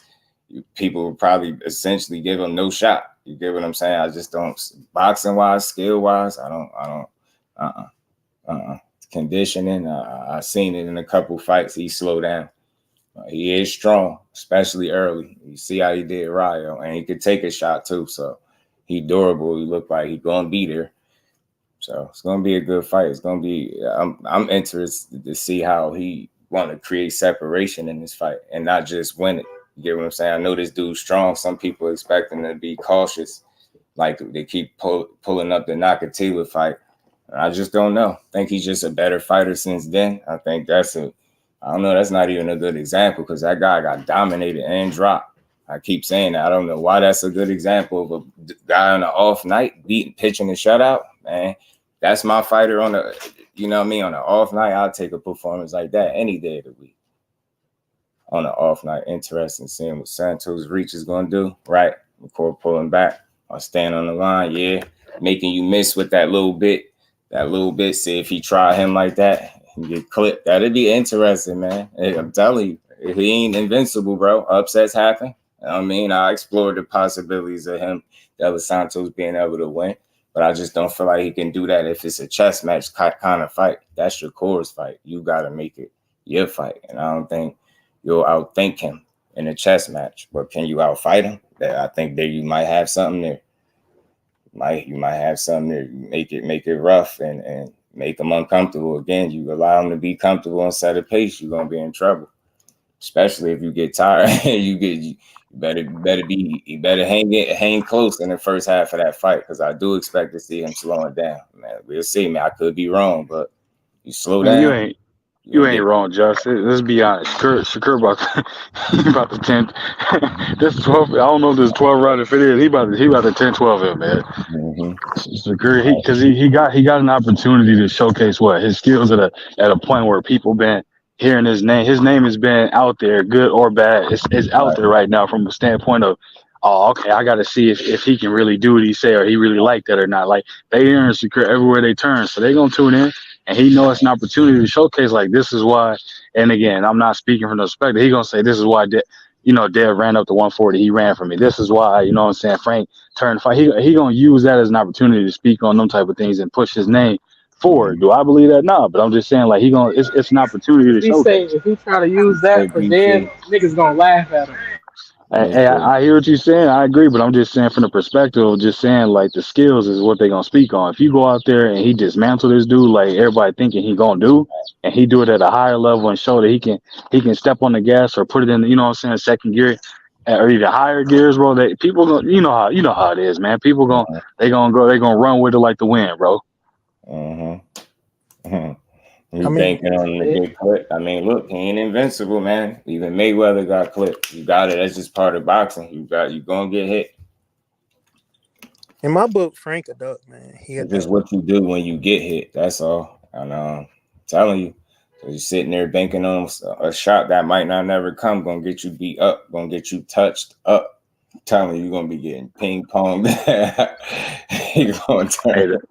best part about what dude just said, he said in his book, that's the best part. It's your book, bro. Nobody can tell you what to do or what to write or what chapter to name, any of that.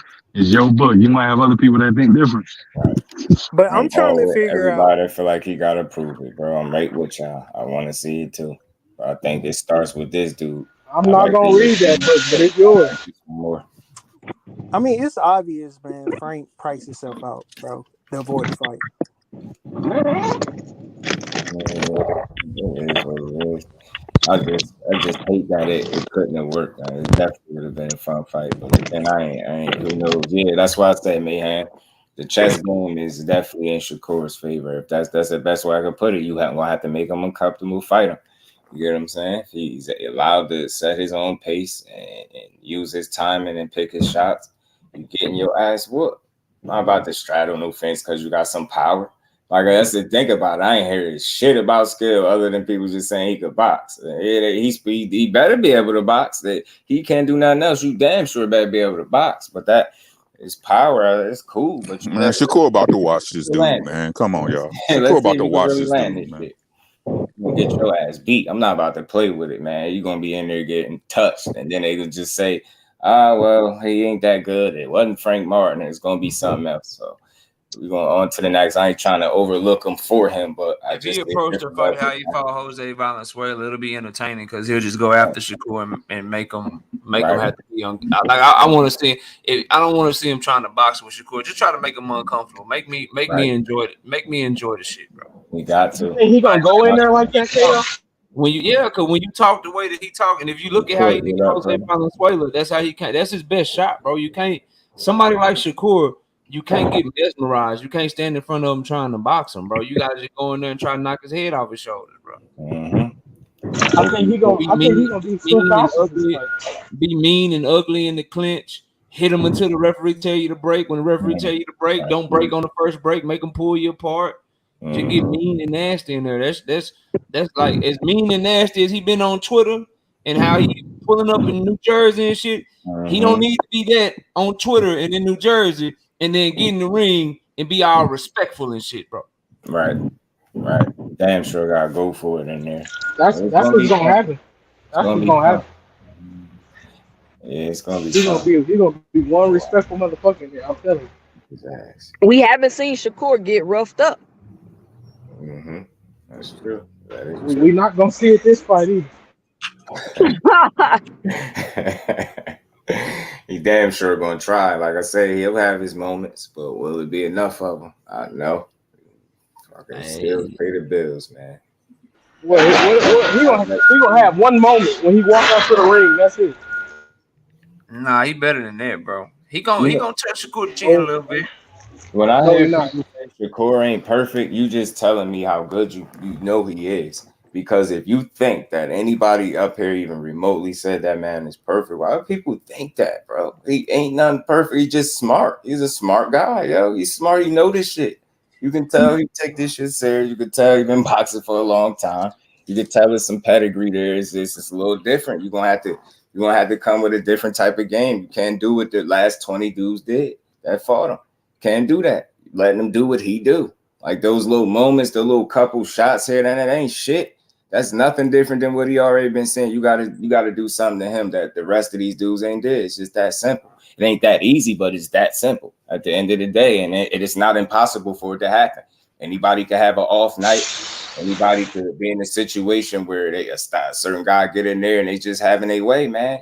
Anything is possible. I'm gonna always say that, but I ain't about to show no offense. I'm gonna be real right or real wrong from here on out. Especially after I had to sit through with EJ and Bud. I don't give a damn about being wrong, bro.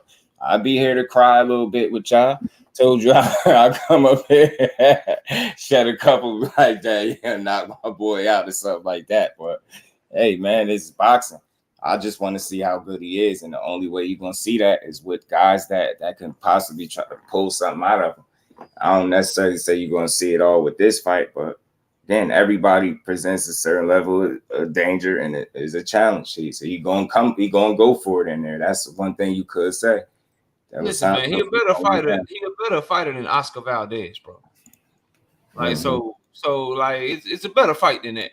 So it's gonna be worth watching, bro. Right. This idea that he's not gonna land anything on Shakur, I think we'll get. But you know what the problem is, KO? You know what the problem is, KO? Shakur has got 10 times better since that fight. I don't know. I'm not even a Shakur fan. I see that. He got way better since that fight. He got Valdez. He didn't look the best against Conceição, and then he fought Sushi. I ain't ready to say he got 10 times better, bro. I'm not ready. I'm not ready to say. I just feel like only thing I can say honestly, what I've seen, what observation, like I seen what I've been seeing from him in fights, but I just seen him just being, him. Comfortability is the only thing I could really point out, and being more comfortable in the pocket, which I think is a good thing, a good element to his game to have, being willing to kind of be in the pocket a little bit, be a little rough in there. Not so much physical, but he could, he could put some hands on you. I've been watching it. Again, once he gauged that power and he feel like it ain't that much of a threat, expect to see him coming forward. He did. The last couple fights looked exactly like that. So, Los Santos, if he get in that situation with him, expect to see it. I just know what he do. If he feel like he got something to worry about, he gonna be smart. He might keep him on the outside, but again, man, I think he know people want to see really what he made of. So I think he's smart enough to make this fight fun without getting himself hurt. And that's just me. I think he's smart enough, talented enough to do that. I don't think this has to be a Nakatila, since that's the fight that people didn't like from him. I don't think it has to be that. You know what I'm saying? I do think he carrying a bit more power. I'm not going to say puncher, but I think he carrying a bit more power at 35.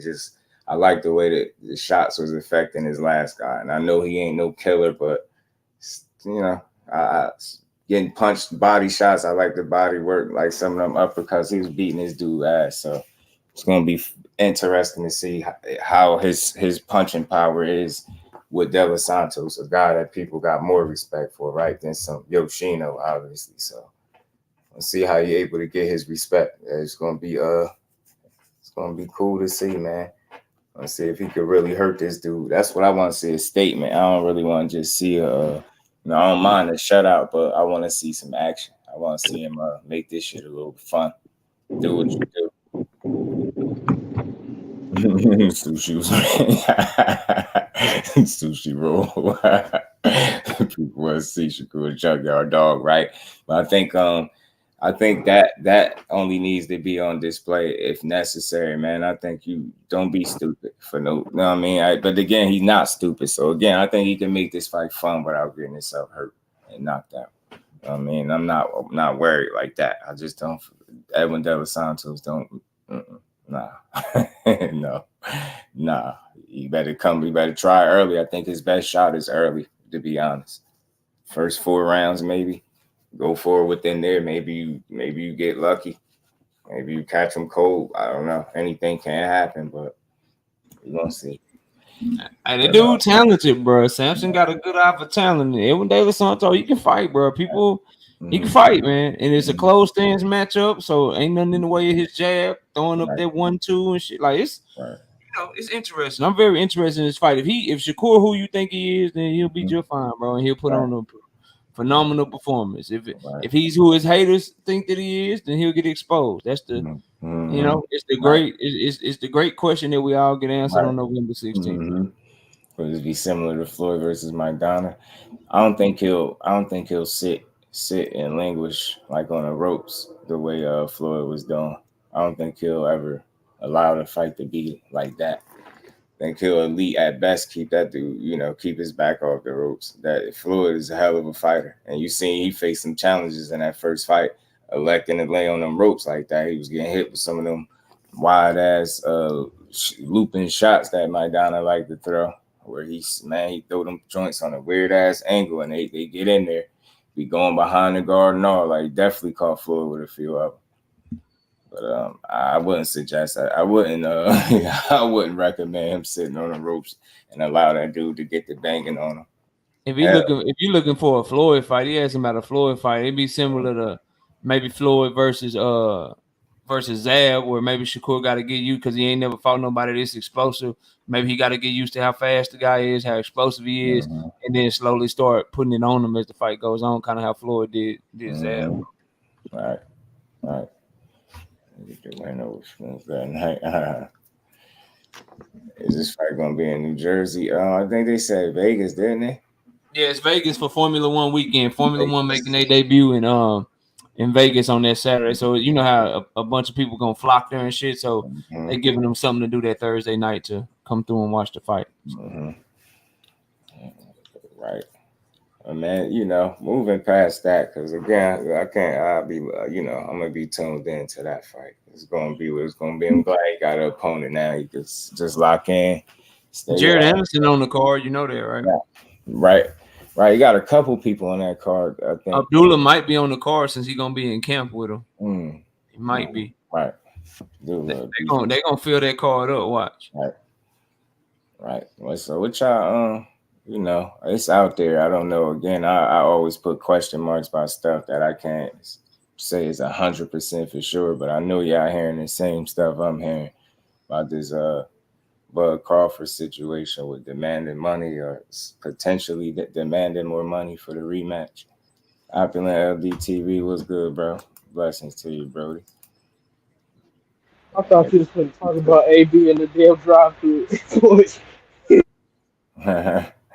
Maybe watch my fights at Evan when he was facing me. It's not going to be an easy fight for Shakur. I think he will put on a masterclass, right, Justin? I think so too. And I would say about in this situation, if that is the case, I mean, it's Bud Crawford. I wouldn't be surprised. I know a lot of people probably lose their mind about it, but you could. I mean, what else did you expect from a guy like that, especially if he won? Damn sure you could suspect if this is possible. It wouldn't surprise me that he want more money. I'm not surprised by it. Mayweather could call you shit. Floyd, man. I don't know, man. Floyd, what is the Floyd 50 yet? I think so, ain't he? Floyd done hit 50, man. I don't know. He know better. Stay away from them young lions, man. They're too risky.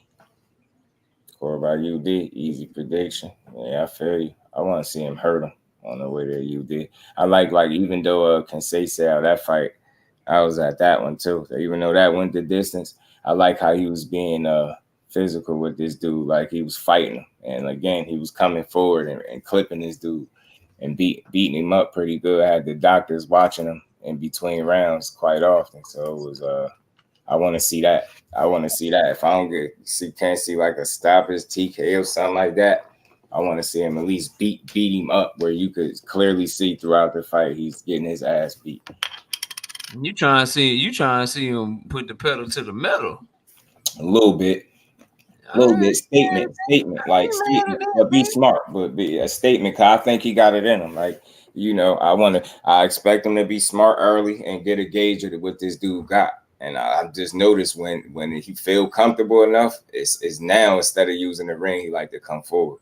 So I know his risks that come with that. So I want to see if he get to a point in the fight where he's comfortable to do it with a guy that can punch like him. So that's what I want to see him try. I don't want to see him be stupid now, but again, I don't think he's stupid. I just want to see something entertaining. I want to see it a little, I want to see you be a little nasty in there. Yeah. I don't know if you saw this, but Joey Gonzalez missed weight on his first try. Damn. No, I ain't see it. He just made it though. He just made weight. Oh, all right. He missed it. He just made weight. It's still a title fight. It's still on. Good. And that's Alberto Lopez, ain't it? Yeah, Luis Alberto Lopez defending against man, that's gonna be good. Yeah, they're gonna be a good one right there. They feel like Joette been in too many wars. I just don't think Joette is as good as him, bro. Mm-hmm. And I think he got something with some of them wars, man. Them things take something out you. You can't just and that to me is his biggest problem in his career. His fights, they can't be that. Like even fights that he win, they end up being like on a war. Like you. Or like, did you watch the bro without it being a war? Like that's. Did you watch Joette? Did you watch Joette versus Isaac Dogby? Yeah.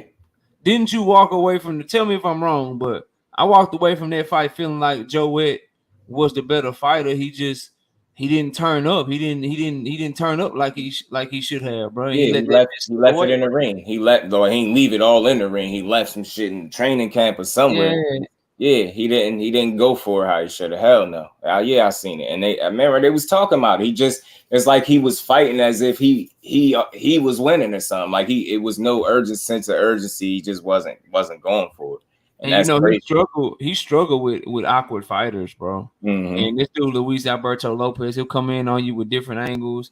He'll come in on you with awkward shit, like a 2-1 combination where he used the jab as a power punch. Yeah, very, very unorthodox. He don't fight like Emmanuel Navarrete, but an unorthodox style and a style that's hard to prepare for.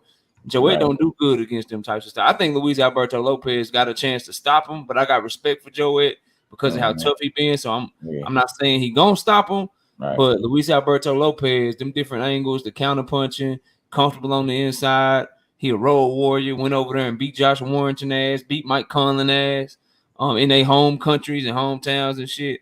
I think Luis Alberto Lopez might be more of a gap between those two than a lot of people think. Joette always get them title shots and just it'd be a difference in levels, bro. Like he get there and then he showed it. All right, you a good fighter. Maybe you can beat top 10 to 15 people, but you can't beat these champions like that, bro. Right. Joette getting stopped inside of 6 rounds. I feel you because he just take a lot of punishment for me. And I again, it's cool. It's cool, as far as you being a fan-friendly guy, but it's not in terms of a career. That's that crash and burn kind of style, bro. And even when you win, it has to be a war. He don't know how to create separation in fights where he win them, where he's not taking a bunch of damage. Who else did he fight? Was it Navarrete that he fought? Yeah, he fought Navarrete, been in there with Isaac Dogby, Adam Lopez. Shakur Stevenson, Shakur Navarrete was goodness, man. I know Shakur just Navarrete had his eye looking like a tomato, bro. Yeah, Navarrete, he got more pop. He was drumming on this dude. I'm like, yo, you just can't have a long career like this. Hey, your boy done cracked the code though. You see, did what I was talking to you about yesterday, just dude. You see Big Dose talking about how he gonna be so happy and he gonna be dead if he gonna be weak if Shakur lose. Shakur striking the button, bro. He's striking it with him, because guess what Big Dose gonna do? He gonna sit his ass down and he gonna watch that shit, bro. He gonna sit down and he gonna watch that shit and he gonna be like, get him, Edwin, get him. Right. Yeah, man. Tell y'all, it's gonna just take. I think it's gonna take a different type of person. Edwin is gonna make the fight, I guess, cool for us to watch. I ain't gonna lie. And listen, everybody had their moments, but you gotta you just gotta have more than moments, and that's what he gotta show me. You gotta have more than just some moments, bro. So. Tank Davis is going that kind of Mike Tyson, where he got a lot of fans and shit because of how entertaining he is and shit. You know what I'm saying? And then Shakur going that Floyd route, like, look, y'all hate me, but y'all gonna watch. Y'all gonna watch and root against me, man. Hell, you might as well embrace it now. It's on now. You better bring a Herring Snake situation. Oh, he said he said better. Yeah, they won't let that go, even when you tell them what Herring said. Yo, I swear, it's just like when people bring up the other Haney situation. I seen another Herring tweet correcting people. Like it's amazing. Like when I hear from the fighters and they make logic and sense out of these situations outside of the narratives people push. I don't even care about it no more. I know I'm not crazy the way I looked at that situation. Not gonna make me crazy because you just want to push a narrative, man. It's too much of that. Like you're really pushing Shakur, Frank Martin. That's sad to me. Like the fact that you could really make yourself cool to push that is like, how do you come up with that? Like what story could you push? That shit is mind blowing. It's like, man, y'all just like putting them jackets on fighters. It's like with the snack. Like they was really gonna push that. So yeah, I really was about to push a dude that never even came close to testing. Y'all just gonna do that. And that's what make it bad because they'll label those guys that's doing that as the Spence fans. And they'll make them, those are the sole representatives of Spence, the people that bro, we ain't pushing that shit. We ain't never said he got in there. That was a fair fight. I would never push that. I just can't do it. Snack. You can, especially when you seen Boots with a snack shirt. Who else? Demetrius, Andre. Now these dudes. So we just and Boots knocking shit out. So we just gonna single Bud out. So it is snack. That shit ain't working because Boots and Bud knocking shit out, and Andrade and Devin ain't knocking shit out. And you ain't gonna point to those other fighters because you know how crazy that was. So it's the same thing with Bud. Like I don't care. I don't dislike no fighter to the point where I would enjoy a narrative being spent around and putting smut on it. I never do that. Lala D, salute, Queen. How you feeling? Pat Bell, what's good with it, bro? Yeah, right. Said Porter Snake too, but bad. But buddy, they mentioned that, and I know you don't like same situation. True indeed. It is. You know how it be, man. Sometimes you see that Jordan Peele movie where they went to the carnival or something like that. Mm-hmm. There was like a alternate people that came up out of that. That's how us. That's how I feel to be inside Haneyville and freaking Crawford Town at times, bro. Because there's some people that's real deal up in there, but then there's some other ones that look like freaking, but just be on some bull-ish. Right. And that's how I feel about that, man. I mean, I don't understand why you would tear down somebody else to elevate the person you rock with. Let the person that you rock with do the elevating on themselves, especially in the ring, because none of these people know we even exist well, maybe you guys, because you guys get in contact with them. But most of the guys, Free Republic was good with it, bro. Again, when people say hype, you got to remember, man, that man's career started from 126, not 135. That's the only slight leg that they have to stand on. They keep saying he ain't proved nothing at 135. But me as a fight fan, supporter of his or not, him being the boxer, he could be the boxer in the blue corner. His name could be whatever it is.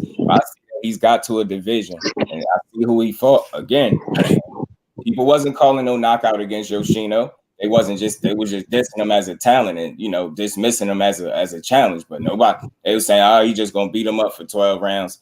He went there, knocked him out. So it's like it's not out the realm of possibility for him to knock somebody out. I think it's not so much his power; it's gonna be timing and punch placement, things like that.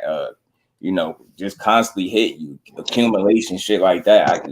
Similar to how he did Herring. You don't gotta be the biggest puncher to stop this, bro. You could just beat the fight out somebody. Like, I'm for sure when I was at that Conceição fight that they were thinking about stopping that several rounds in a row. He was beating his body up.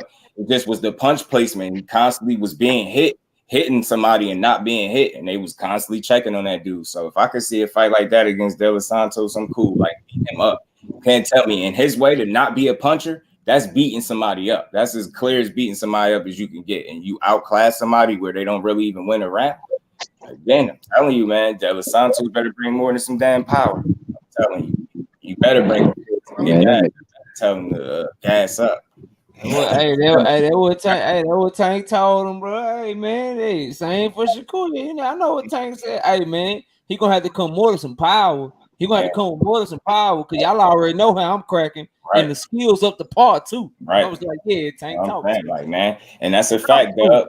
Yoshino did stop Nakatani faster than Loma. Yeah, he beat his ass. I mean, I don't look Sushi at still trash though, bro. Yeah, I don't look at challenges the way people do. Like, I'm not 100% dismissive of everything outside of the champions or the elite level.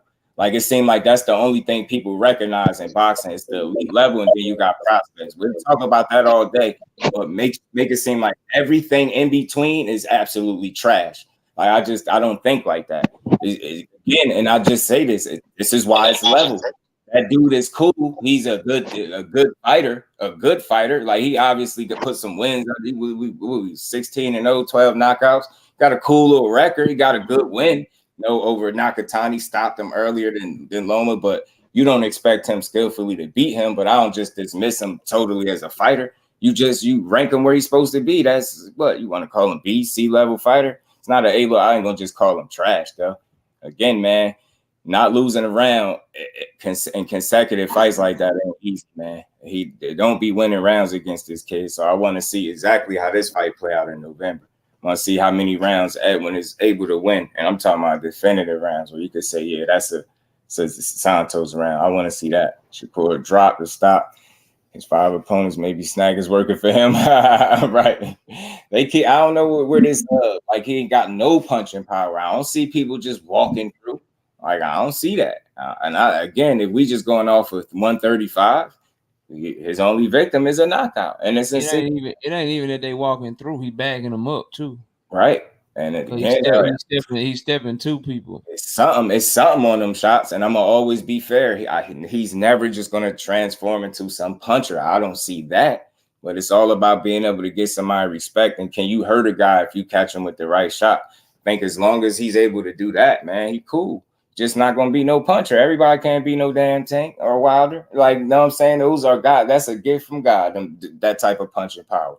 Wilder, that's a gift straight from the man, to be able to punch somebody that hard, man. So I'm cool. Like, just think about it, and I'm just being real. I don't know how everybody else said that. Could you imagine Shakur with Tank power? That would be a cheat code. Like, who would you pick? Like, get what I'm saying? Just imagine that though. Being that skillful, I think being with one shot knockout power, that'd be crazy. That'd be wild. So that it's just, you don't get everything. Like, I feel like Tank, he complete though. He one of the more complete fighters in boxing. Somebody more recently said Teofimo said he one of the most complete fighters from 140 down or something like that. I ain't knocking it. Teofimo's athletic as hell. He can fight pretty damn good. It's just him IQ for me. I don't feel like he has the highest IQ out of all the guys. Denver ain't respected. You got to give Dev his respect unless you just hating for no reason. That's why I try to tell people the difference between me and a lot of guys. I love boxing, so I don't watch it to hate fighters unless you got to give me a real reason to dislike you. Like, you see some of the stuff Fury has done and what he got away with, that turns you off as a fight fan from that guy. It's nothing personal. I still understand his talent and his skill set. I understand he can fight, but that's not a guy I care about watching fight. You know what I'm saying? I still ain't gonna slander him, but I don't care for the guy. You know what I'm saying? I just don't. You gotta give Dev his credit. Like, it's not hard to do it unless you weird, man. You're a young champion. Like, I don't know what's not to like. You know what I'm saying? He ain't gotta have your favorite skill set, but can he fight? Hell yeah. Live a fighter's lifestyle, always in shape, a gym rat, like he represents the sport. That's why I look at, like, that's why I appreciate him. I don't look for reasons not to like him. I'll let him show me that just through the natural course of things. I'm not looking for reasons to discredit the man. Like, it's no reason. He's 30-0. What, 24, he ain't even 25 yet, I don't think. Cut Creator was good with it. Yeah, Roy had everything. Free was good with it, fam. Tank has the Mayweather training and style. He got some of that. He inherited some of that hate, too, and it's working out in a good way for him, too. I remember I said Shakur going to stop a bunch of dudes at 35. It's possible, bro. I just felt like he looked a little stronger in his last fight. I felt like the punches were a little bit heavier, and as a result, he was punching on this dude, and the punch placement was spot on. I like what I've seen, so I just want to see him like pick up where he left off. Salute to Sheena. How you feeling, Queen? Appreciate you stopping through. Becky's fighting Regis in his first fight. Weight jump. Yeah, man, you again, and that's where I'm at with it. Like, I'm not an angry content creator. I'm not sitting there looking for reasons to be mad at fighters that's putting on for the sport. Just because it ain't my favorite guy, it don't matter. I rock with him. Him and Regis is gonna be a damn good fight. And it could go either way. It's going to be tough for Regis to deal with the boxing IQ and the skill set of Devin Haney, him, the length, him being on the outside, the jab, things like that. You know what I mean? The feet, like, that's going to be the challenges. And for Dev, man, it's going to be trying to keep Regis up off you, simply put, man. Because if you allow Regis to force his to fight, that's an advantage for him. As long as you keep making a boxing match, that's an advantage for you all day. That's just what it is. That's how I expect to see him approach this fight. I don't expect him to see him, take unnecessary risks. Like, because that's just not who he is. He's not stupid. So I'm not going to give Regis nothing. Regis going to have to earn it. And you get what I'm saying? He damn sure going to have to be better than he was in his last outing, which I believe he will be. Different opponent. It ain't been an opponent switch. You get to focus on just him. And, it's a lot of little stuff he ain't got to worry about. So they could just get in there and fight. So I expect to see him do better, much better than he did in his last fight from an overall standpoint. But at the same point, if Dev go in there and it's like, damn near, shut him out or something like that, I'm going to be thoroughly impressed if he go in there and do that to Regis. Go in there and make Regis look like he ain't belong in the ring with him, I'm going to be impressed. Of course, he was definitely strong in his last fight. He even said it. Yeah, Cut Creator. Like I keep saying, like, being at his last two fights, seeing how, I see how he beat up Conceição, but I remember when he fought Yoshino, I heard the punches more, like in the arena, like you could hear the punches sounding. I'm like, damn, I was looking at my girl, like, is it me or it sounded, you hear them punches? Like, I was making sure I ain't tripping. Like, I'm like, yo, I seem like he punching a little bit harder, and you could see the reaction and the responses that he was getting when he was hitting Yoshino to the body and different things. I'm like, yeah. He beating this dude up. I'm like, he looked like he moved there at the right time, it seemed like. Of course, one fight too late, but at the end of the day, he here now. He arrived, and I think he could possibly look even better for the second fight. You know what I mean? Getting more acclimated to the weight, it should be a good thing. Tank versus Thurman. That is bad dude. Yeah, I just think his skills will cover his lack of power against A-level dudes at 140, 147. That's possible. Thurman too big, man. Thurman too big, realistically, man. But anybody that Tank get in the ring with, in my estimation, he'll have an opportunity to beat. That's just me. You know what I'm saying? I ain't saying he just beat everybody, but he got a chance. That man's in trash. I just think Matias fighters are bad for his health. Yeah, man, that's a tough fight to win because of the styles. You get what I'm saying? The Matias just like not even an Energizer Bunny. That ain't the right way to describe him. He like a mummy, bro. He just keep coming. And Natasha Jonas versus Michaela Mayer. Oh yeah, IBF welterweight title fight coming in December or January. That's fire, man. Appreciate you, Dub. That'll be a good fight. That'll be a good fight right there, man. Natasha Jonas and Michaela Mayer. Okay, Michaela Mayer, she's still on her stuff, man. Grindhard Sports Nation, what it do, family? Reason didn't look that good against Zepeda to me either. That's when I knew Devin could beat him. I feel you. I just think some of that grind hard was the fact that Zepeda is a good fighter. Like, you get what I'm saying? One good shot. That's all it takes to. I want one good one, and you out of there. William Old School, my brother, was good. What, he been riding home? Safe travels on that road, my brother. So we got Charlotte versus Boots. Hopefully Regis is in better shape. I believe he'll be in good shape, man. I believe he'll cross his T's and dot his I's for this fight for sure. You know what I'm saying? Boots gonna be a tough guy for people to beat, bro. Period. Like, that's just Boots is a tough guy, man. He gonna be dangerous for any weight class that he compete in. I just want to see him get his just due and his opportunity at 147 first. Then I could think about that other stuff, because there's no telling where Charlo will be at by the time he actually goes, to 154. You know what I'm saying? Big Dog Willie, man. Salute to my bro. Devin build the pyramids in one day. Phil says. And we ain't never got to box again. Well. I already been getting these bet, but now it's time for you to get your just due. My bro, Big Dog, man. Shakur got progressively better at sit down on his punches. Yeah, and that's all I see. Like, I always be realistic. I be watching Coach, because it's a guy I've been watching since a teen, so I really been paying attention to his progression. And that's where my confidence in him lies. Like, he's more grown in fighting than he is in his actual real life, if that makes sense. Like, he got more growing up to do in his actual life probably than in boxing, if that makes sense. Like, he's ahead of the curve, in my opinion, in boxing. Like, and he just got to stay locked in, and I think he is. You should see a damn good fight. You should see him become a 3-division world champion come November 16th. I mean, Crawford will release that undisputed unified champion. 147. Yeah, I don't think he's gonna fight there again. I'll be surprised if he did. Hitchens fights at Pater next week is insane, right, Rozier? That's a damn good fight. I can't wait to see that. I'm happy for Richardson and Hitchens getting the opponent that people respect and getting the opportunity to go out there and showcase his talents, man. Because I've been saying it for years that Richardson and Hitchens is one of the best fighters at 140. Ever since he been with the Mayweather TMT, I was saying he gonna be one of them dudes, and I think where he at now, he getting. They're keeping him busy, and he's able to get the fight. So now you're seeing more of him, and he's able to showcase just how good he is. And I think that's going to put him in a position for him to grow his fan base and his profile and get more meaningful fights moving forward. It's going to be a good fight. It was a Pater, but I'm telling you, I think Hitchens, man, he's just so sharp, man. I'm telling you, I expect to see him being on point. He's going to be sharp. Watch. He's one of the best 140-pounders for sure. Right, Lala is definitely a good fight. Hey, man, Bud Crawford, yeah, Bud, that guy, man. Bud, salute to Bud. They are saying needs it because Bobby Jack ain't cutting it. But it's crazy, Lala, because he left TMT. He ain't even with him no more. Lala, they lost Hitchens. The match room.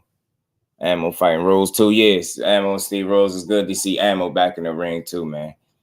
But yeah, Bud Crawford, it's been some reports out there saying that he's potentially asking for more concessions or in the rematch, or potentially would be asking for more money, and that could potentially hold up the rematch or something like that. And look, I'm not here to knock the man. Like, I'm willing to say this. I'm pretty sure if the shoe was on the other foot and Errol was in his shoes and Errol won and Errol started, like was saying, he was asking for more money, I think people would support it. Because it would be fitting, right? Because he's the winner, right? So I feel like him being a winner and having the belts, I don't think that's the wildest thing in the world. You get what I'm saying? To ask for more money, especially if he's claiming now to be the A side. You get what I'm saying? So I'm not here to tell you who's the A or B side now. I'm just saying that's, in my estimation, that's probably how he's looking at it. Like, I won the fight, so you know what I mean? Maybe he feel like he in position to ask for that. You get what I'm saying? Maybe. Keep Ammo away from Vlad Hernandez. Yeah, Ammo needs some more. He needs some more seasoning for sure. He getting there though. Montana dropped out of the fight on purpose. Those Hitchens would beat him. That's how Montana felt, grind hard. That's how he felt. It's not a good look, man. That's definitely not a good look. But he said he was hurt though. So he had some type of injury. Definitely not a good look, though. So my man got that good old Evo. Oh man. But yeah, so if that's the case, again, like I said, if that's the case, man, I'm not overly surprised by it. I know people try to crucify him probably for it and say, here we go again. But I mean, I guess he would look at it like, if I'm going to go up an extra weight class and fight you where you more comfortable at, why not ask for more money and I beat you, right? He could be an asshole and say, nah, we got to fight at 47 again if he wanted to, right? So it's just going to be interesting to see how the fight play out. Like I said, I always put question marks by this stuff that I can't say is 100% for sure, but it is being reported. Like I think Boxing News reported that he could possibly be asking for more demands and negotiations this time around. So it is what it is. He won the fight. He deserves his flowers. I'm pretty sure, like I said, if the shoe was on the other foot, Errol won and then was asking for a bigger slice of the pie, whatever the case, people will probably be on board for it simply because he won. So I feel like it's the same way for Crawford. I'm not surprised, but again, I'm also not a guy here to tell them dudes what they deserve and what they don't. You know what I'm saying? I just hope, nothing gets in the way. If Errol truly wants this rematch, which I think he does, I hope nothing gets in the way of them making this fight. You get what I'm saying? Though I thought it was a contract that the winner between Bud and Spence would be automatic A-side, but Bud trying to get extra to fight at 54. Have you heard that? Yeah, right. Something like that too, Big Dose. Right. So again, maybe the money split might be a surprise to some people. Maybe Cobain was good, but he deserved that bag. That's how I feel, bro. I do feel like he deserved it back, and I'm not here to tell him he don't. And I feel like Spence deserved it back again too as well. Both of them, get him paid, man. So I don't think Bud gonna fight Canelo. He's gonna ask for something Canelo won't give. It's gonna be interesting. I think ultimately Grindharden might be the weight classes that might make him come back down to earth, and just he might realize he'll be 36, pretty soon he might feel like that just might be too much of a risk to jump up, weight classes like that. But you never know, man. Bud is a hell of a fighter, man. He always been. It ain't just because it didn't take for this fight for me to know he was good. But I tell you what, I have even more respect for him for winning the fight the way he did, despite of the things that I think about how the fight played out and why. But I don't have no problem giving the man his just due, man. That cruiserweight division get interesting too. Zurdo, Smith, Jack, and Brown being in there. True, Dante, they need to mix it up, man. They need to bring some life into that, man. Spence versus Thurman, tune-up fight. I just don't feel like Thurman is somebody that Spence is interested in fighting. Unless he changed his mind since the last time he spoke on that. I just don't seem like that's a guy he want to fight. But again, man, I hope we do get this rematch. And there was people out here, people was throwing out the month of December or something, maybe along those lines. So we'll see, man. But I'm not here to again tell people what they deserve. So I hope nothing gets in the way of that fight if both guys truly won it again, which I think they do. You know what I'm saying? And I do think it could be a different fight at 54. I don't know if the outcome is going to be different, but I feel like the fight can play out differently. You get what I'm saying? Errol can't do much worse than what he did the first time, right? And he is only up in this situation. So, and I don't think it's out the realm of possibility to think that he can do better in a rematch at a healthier weight. You get what I'm saying? I don't think that's crazy. So, you know what I'm saying? But winning, that's a whole nother story. But definitely doing better, competing, you know what I mean? Getting your lick back, maybe not all the way, but, showing people that you still that guy. Spence is not fighting the pastime Thurman. Yeah, I don't see it. Spence needs a tune-up fight. I don't know, man. He don't believe in him, man. It's going to be hard to get a man to believe in tune-up fights. He just don't believe in him. You know what I'm saying? And that's just him. That's his own stubbornness, but it is what it is. It's a fighter that I can respect because basically when he say he don't want tune-ups, he don't want to give us a fight that people feel like, especially at this point, that it's 100% win. He want to give you credible fights, meaningful fights, good challenges. So I ain't mad at him for that. And I just don't think he'll change now. He's been this way this far. I don't know. I don't see him changing. So we'll see. We'll see, man.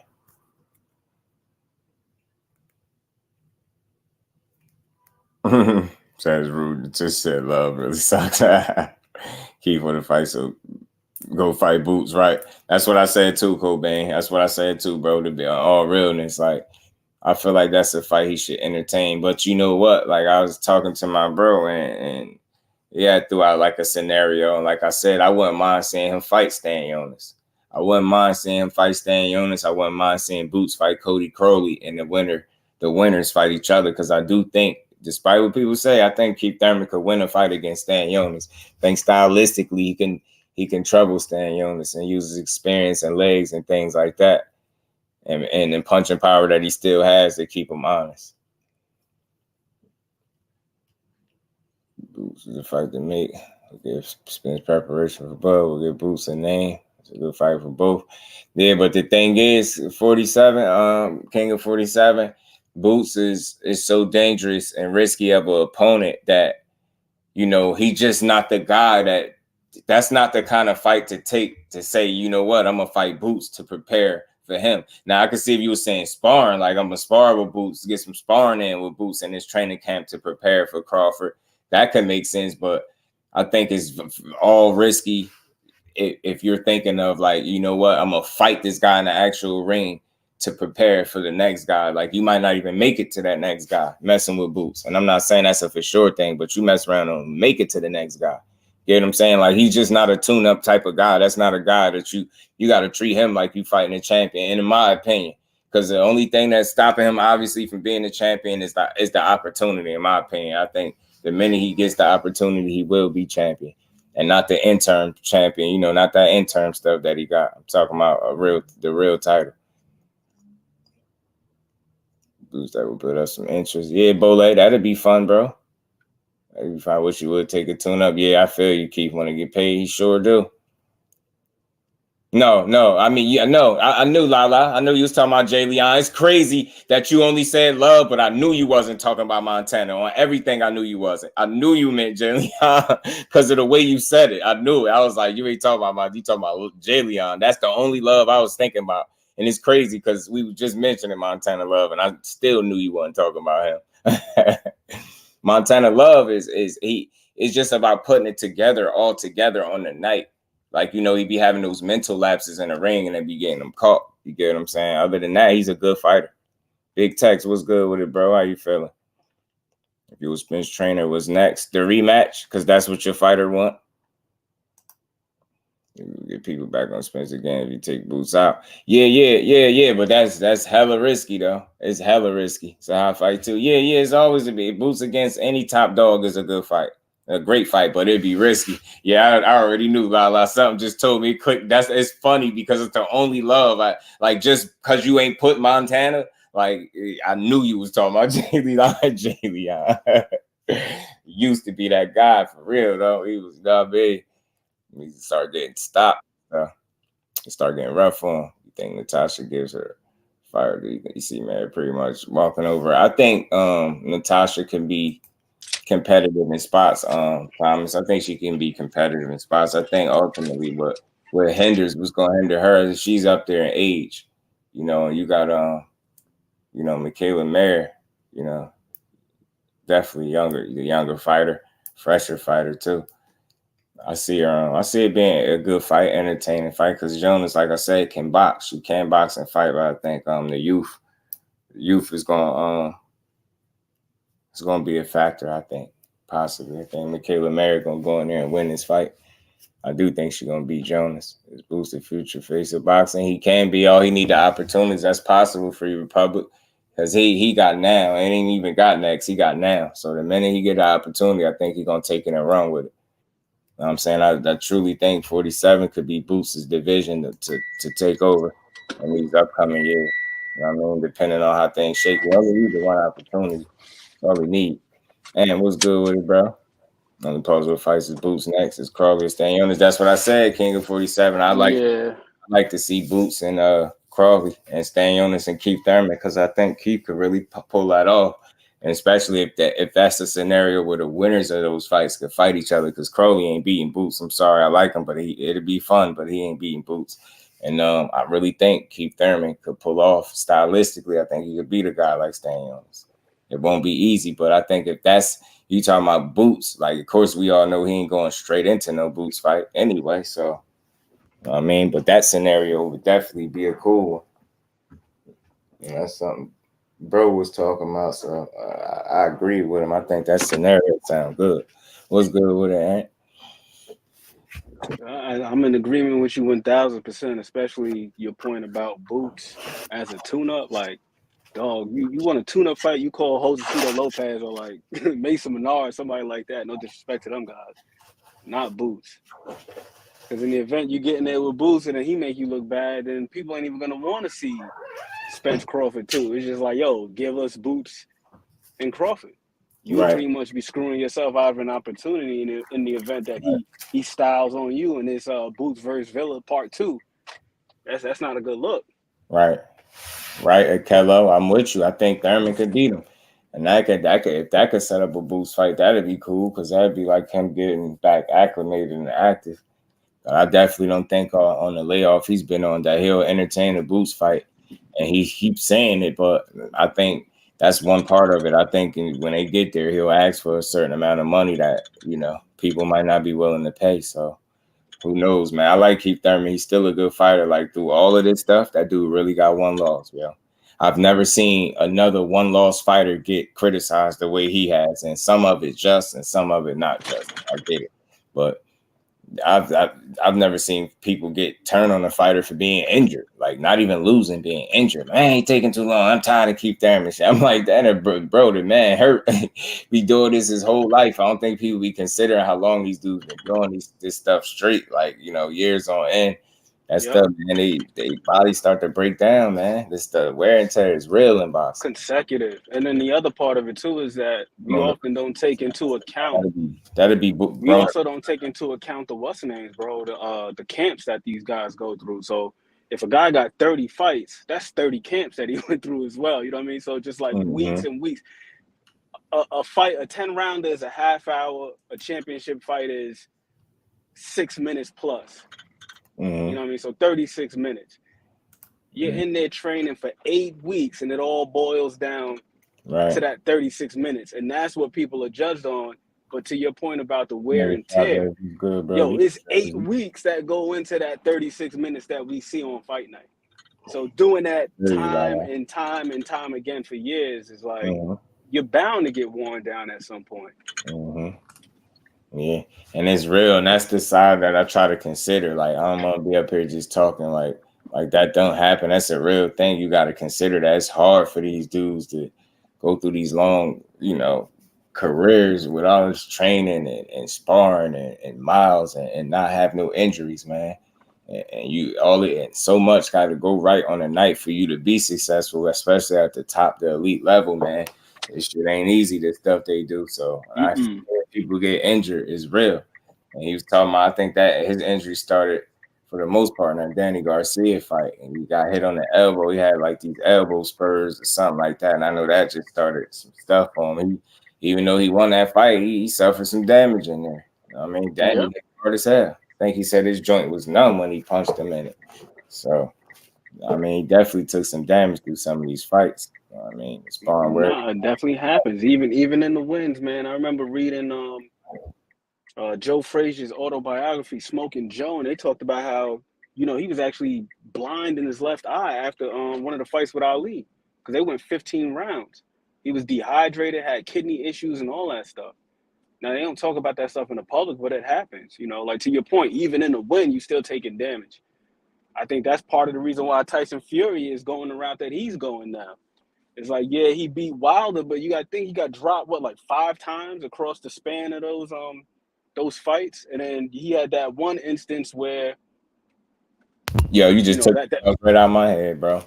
You know what I mean? He got hit with a punch in the face, and you seen the shockwave go through his whole body. Right. He got dropped 4 times in them 3 fights. And yeah, if y'all think he exactly the same just because he won, you would be mistaken. That dude is not the same, and I think that's a big reason for why he's cool with fighting a certain type of fighter, and there's certain guys that I don't think we're going to see him in there with because he don't care. You know what I'm saying? He don't.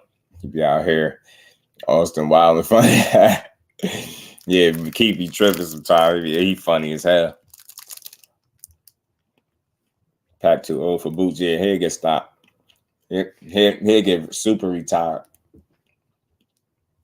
That'd be bad. That'd be like a hospital. That got a hospital trip written all over it. I don't want to see that for Pacquiao. And I don't care what nobody don't tell me about all the fights he got. You better consider that man age, man. Boots is a big kid. That'll be bad.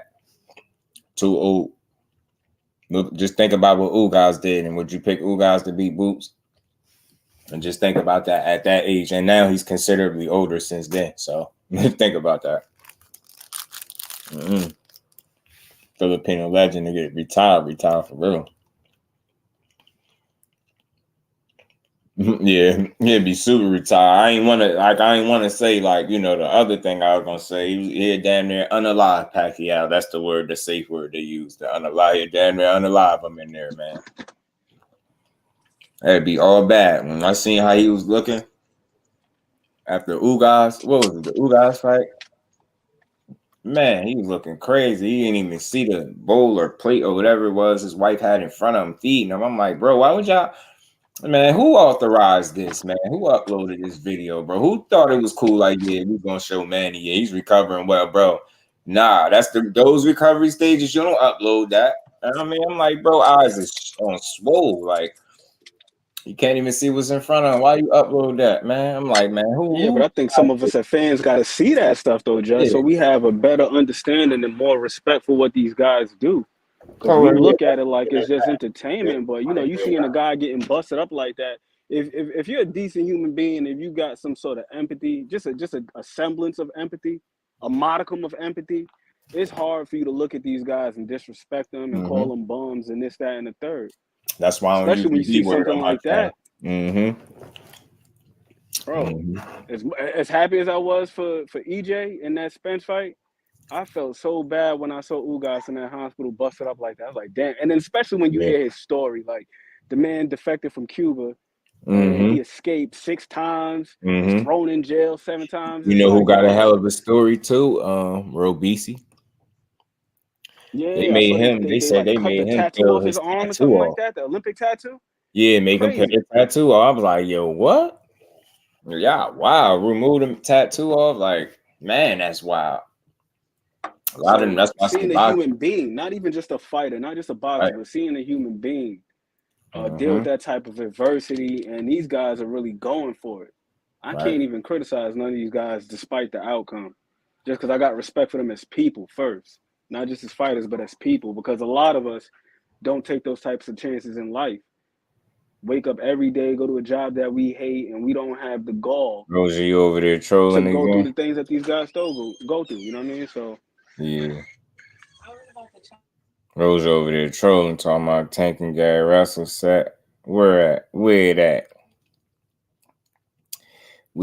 Roger? Where that, Chief? Where they got it at? I watched that fight. No people will complain, but hey, it is what it is. I'll watch it. It got some history. Even that's one fighter he's been saying for too long that he won it. So I definitely will watch it. For millions of dollars, I take it. Ugas beating like that. Yeah, bro. Give me that Pacquiao bag. I go in there and fight Ugas. I won't even have to take that beat. It ain't gonna go that long. I already know. Let me say one thing too about Pacquiao. You just mentioned. Is it or is Roger? Roger, you trolling? Because you not Roger. Josh, you made a damn good point about the scrutiny that Keith Thurman faces. He got one loss to an 8-division champ. Right. There's no shame in that. That's first. Second, that fight was a lot more competitive than people like to talk about. All we talk about is that knockdown that he scored early on, but that was the difference in the fight. It wasn't like Keith Thurman got his ass beat from pillar to post. Right. He got dropped early on, and Pacquiao did enough to edge it out. But if you take that knockdown out, that can go either way. And Keith came on strong in the back half of that fight. Yeah, what could I look that up at? Yeah, he damn sure did. He did. He made it. It wasn't like he just got his ass whooped in there. Yeah, people don't realize that was a split decision loss. It was a split decision. It was close. Like the knockdown probably really separated that fight for the most part. Yo, Keith Thurman was on his ass in the back half of that fight. Yeah, he was. Still had the ponytail and everything. He still was Keith. You know what I mean? The only thing that concerns me for Keith moving forward is how much pop he's been able to retain after the injuries and the surgeries and the time off. Yeah. Because even in the fight against Barrios, you made a great point about his legs. I thought his legs looked pretty damn good. He looked nimble out there. His hand speed still looked good. Well. He looks sharp. Like, you got good legs, bro. He's still smart. Except for when he got touched to the body, he still got that chandelier body. He still got that little, The crazy thing is down a little bit. He's susceptible to body shots, but the crazy part is he hasn't what's the name though? He hasn't succumbed to it. It hasn't been his undoing just yet. Yeah, it's been his crazy. undoing, but it's crazy when you think about Boots ain't that guy you want to slow down against. Because I remember watching that. I think it might have been like the 6th or 7th round when he fought Josecito Lopez on Riverside Rocky. Right. And he was putting it on his ass. He hit him with a body shot, and then it was like the 7th round. He was beating him from turnbuckle to turnbuckle. That was one of the worst rounds I've seen from Keith Thurman. And that's including the Pacquiao fight. And Watson caught him with a good shot, too, to the body. Collazo. Right. That's the only thing that really concerns me for Keith Thurman in a fight against Boots or even Stan Jonas is how much of his pop has been diminished due to his injury. Yeah. Outside of that, he still looked pretty damn sharp. Right. He still can box. That's why I say, man, I think that'd be a respectable but winnable fight. It's winnable. It won't be easy for the young boy gonna come, but you can definitely use the legs, boxing ability, experience to try to win and still be able to, you still got some good pop on your punches. You ain't no feather fisted guy. I always just thought it was his technique that limited what he really could do in terms of punching power. I always thought he punched a bit wide. You get what I'm saying? I feel like, it was almost I think that, and the other thing too with Keith too, and I think the other thing with Keith too, in addition to your point, in addition to him punching just a tad bit wide, is also the fact that he's usually moving when he's punching. You don't really sit down on his punches. Right. And for a guy that boxed up on his toes, he moves around a lot, uses his legs. It's amazing that he was able to generate that much power in his prime. Because usually guys that box on their toes don't really generate that type of power. Right. It's usually the guys that are a little bit more flat-footed and they're sitting down on their punches. So I could only imagine what it would be like if he were to like straighten his punches out just a tad bit and to sit down on his punches a little bit more. Because Keith is always on that bike, always moving laterally. Yeah, keep you moving. Yeah, right. You're right. That's a good point. Good point. I just want to see him back in there, man. Hopefully he get back in there soon, man. Don't let it go by the wayside. I still think he got a couple more fights to offer to the sport for sure, man. Definitely. And he's got a good IQ too. People can say whatever they want about Keith when he interviews about other fighters, but when you hear him talk about boxing, like the sport itself, he's always giving some damn good analysis. Like I like listening to smart him. Dude. Another Keith guy. Smart. I love listening to Paulie Maldonado talk about boxing. Chris Algieri, guys like that. Them guys are smart, man. Yeah, he's smart. Dude. Keith is a smart guy for sure. Keith is smart, man. Right. But we'll see what he got left. I think he still has a lot left from a boxing standpoint. It's just if you can't hurt Stan Jonas. Because Stan Jonas, he was in a tough fight with what's his name, Butayev.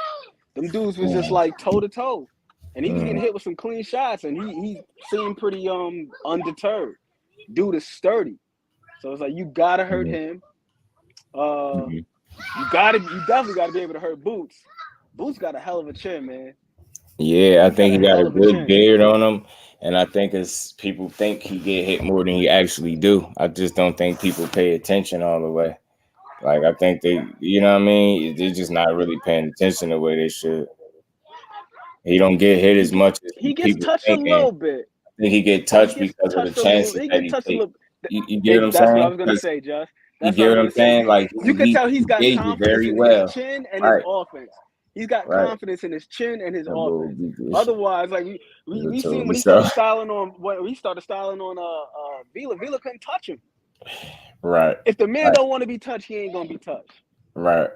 That's why I said, like, how you gonna put yourself in the matrix? How you gonna put yourself in the matrix, bro, and hit somebody and then make it so they can't hit you? Disrespect, man. I said, Boots wild with the Errol Vila, man. He in here treating this dude like a threat that he is. I was impressed with that win.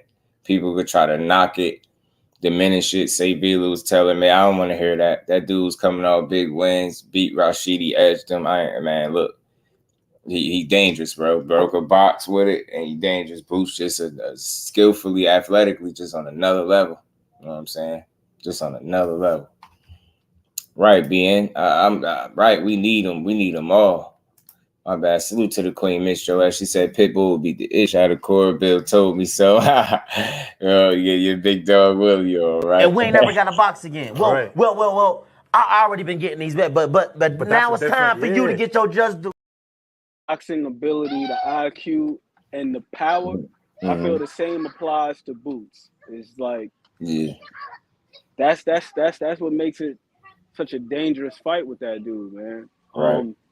Because with Vila, right, with his success that he had against Rashidi Ellis is a tremendous boxer, but he don't really got that much pop on him. Right. I mean, you know what? That was crazy because Vila stepped to him. It's crazy because I don't think the pop is his problem. Like I thought he had respectable power. I just thought he ended up fighting at a pace that cost him a little bit. Like he is almost like he fought at a pace and was good early, but then he slowed down too much, and it allowed Vila to be able to land some shots on him that he otherwise wouldn't have landed had it not been for his fatigue. So I think that's his biggest thing, like, you know, pace. And people think it's gassing. He got gassing issues. I don't really want to say it's that, but I think it's pace. You know what I mean? He was doing a lot of moving, fighting early, getting hit. It's a lot of little contributing factors that deplete that gas tank, but you just got to manage the fight, the first half of the fight better. So when you get to that second half, you're not. Yeah, but I think that part of managing it, being able to manage it, is being able to give the other guy some type of pause to slow him down one way or another, whether it's by catching him with something that stops him in his progress or catching him with something that makes him think about twice. And I felt like Rashidi Ellis wasn't able to do that against Vila. Vila just kept coming. It got to a certain point against Boots where Vila was literally getting stopped in his tracks. So he could catch him with something clean and take his time. You know, it's like with Rashidi Ellis, like, he don't have that type of pop to where he's going to make a guy stop in his tracks. At least not a guy like Vila. It's like you got to stay busy. And like you said, that's going to be tough to do because you're going to be burning the candles on both ends. Because eventually something that he's throwing is going to get through. You got to continue moving. Right. Yeah, Vila broke him down by always being there. Yeah, I think he just on a different level, man. He couldn't do nothing with that young man. She crazy. Yes, man. He's a little Haney humor, man. But again, speaking of, you know, Bill, I did come across, did some reading, man, and De Los Santos might beat Shakur. De Los Santos gonna get his ass beat, and I ain't even gonna hold you. De Los Santos about to get beat up. Upsets do happen, though. You know, it'll be a damn big upset, but I just think Shakur gonna be focused, locked in. You know what I mean? I think he's gonna have a real good camp, and he looking forward to really planting his flag at 35 and starting to cement his name. And I think, you know, Yoshino was a little warm up. You get what I'm saying? Now he gradually up in the competition, which is, in my estimation, I don't have a huge problem with it. I prefer Frank Martin, but we already know the story with that, so it is what it is. And we got De Los Santos, should be a good challenge, good test for him. But I skillfully, I just don't see it. Like, the only way I see him beating Shakur is if he lands some shots, some punches or something, and end up knocking him out, stopping him or something. Other than that, skill for skill, I just don't think he has what Shakur has. You know what I'm saying? Experience, pedigree, you get what I'm saying? Things like that. Like, you get what I'm saying? He already, think about it, it's already essentially a blueprint on how to beat him already when he lost to Will Foster. You get what I'm saying? So I do see him being competitive, right? He's going to go for it. He got power in both hands. He can present a level of issue or danger for Shakur for sure, but he just got to be smart as he always is in his fights. And if his defense is sharp how he always is, he'll be fine. You get what I'm saying? Offensively is really what I want to see, how he deal with him. You get what I'm saying? I want to see what his approach is going to be to a guy that he feel like can punch a bit in both hands, right? It's going to be fun to watch. But man, I know it's always that slither of hope or that possibility that the other guy could win. But if I'm just going off of what my eyes telling me from the fights that I've seen and the tape that I've seen from De Los Santos, skillfully, like, he's just a level or two below Shakur, respectfully. I think he's like a couple levels below to me. So he'll have to rely on A lot will have to go right in my opinion for him. He'll have to either catch him cold, catch him early, or catch him late. You know what I'm saying? But that's where the most danger lies, right? Is being caught with a shot, not being outboxed from round to round. Like, people are not really confident that he can outbox him from round to round. Maybe people are confident that at some point he can land a shot, right?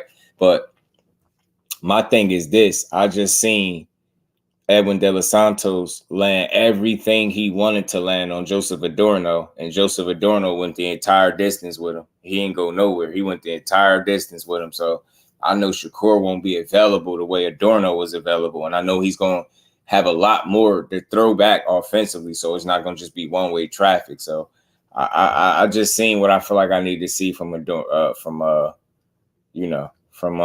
Los Santos to know that he can be a credible, a valid opponent, right? He can, you got a good jab, good boxing skills, good body shots. When he slowed down in the Adorno fight, he started picking his shots real well. But again, if he fights in that manner, I believe against Shakur, it'll be advantage Shakur. So I think his best shot is to try to land something big, which that's what he's going to try to do. That's what I see him trying to go for and knock him out. Going 2 times speed of change. Nothing he ain't seen in that ring. Yeah, Cobain, I'm telling you, it's just different. But I also get people that feel like, that possibility. Late start was good with it, bro. How you feeling? Don't know, got a Danny Garcia type chin. Yeah, he was tough. He was taking them shots, wasn't he?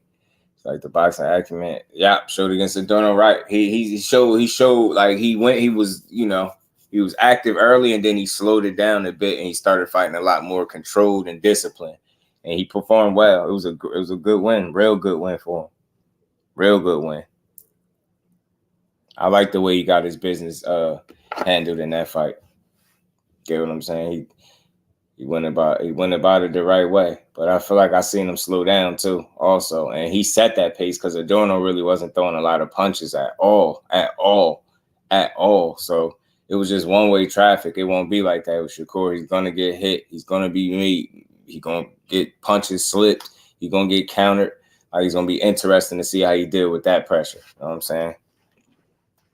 Still with the, just the skill set, overall skill set of Shakur and, what he bring to the ring. You know what I mean? An IQ. Let's see if he's smart enough to deal with him. If he is, then we're going to see a damn good fight. Yeah, Dorno tough, bro. Yeah, Evan Rodriguez, right? I mean, Elvis Rodriguez, Jermaine Ortiz, he fought some people.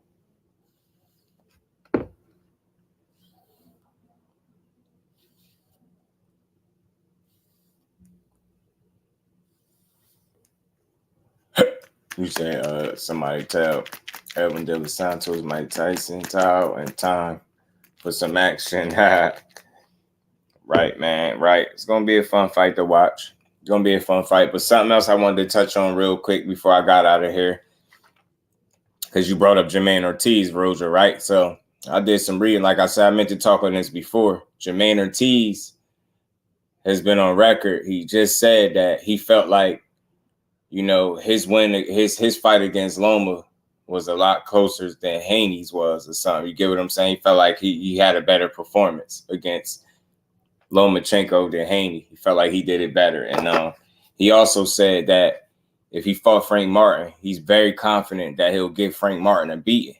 So this is what Jermaine Ortiz said. This is what he had to say. So look, man, if he was the fighter Frank Martin, that'd damn sure be a good test. I bet you Jermaine Ortiz versus Frank Martin would be better than Frank Martin and Michelle Rivera. I bet you that'd be a more competitive fight. Bet you it would, man. I definitely would tune into that. I definitely would watch that fight. Definitely would. I definitely would watch Jermaine Ortiz fight. The way he did against Loma, it was beautiful work, man. I'll watch it. He said he's confident he'll give Frank Martin a beat, and I say I would like to see it. You get what I'm saying? That'll be a good test for both guys, to be honest with you. Because, Jermaine Ortiz is a solid opponent, man. Is the way he did it so good against Loma. I'm confident, man, that he can do good against other guys as well. For the highlights, Shakur was De Los Santos said we're gonna do a Batman captions. Right. Call because Haney won and Ortiz lost. Yeah, but I just felt like the way he handled himself throughout the rounds, Rozier was a bit different. I think he did very well, and he arguably could have beat that guy. I think he did very well. I think his first half of the fight was better than, Devin Haney's first half of the fight to me. I ain't gonna lie. The way he dealt with Loma in the first half was more convincing. I think the back end caught up with him a little bit, and that was his first 12 rounder. But I think other than that, that's what the big issue was. You know what I mean? Why that fight was changed to 12 rounds like that was wild to me.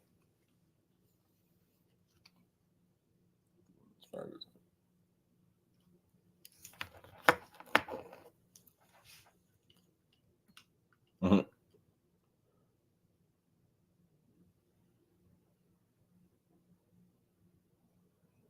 And do Batman captions.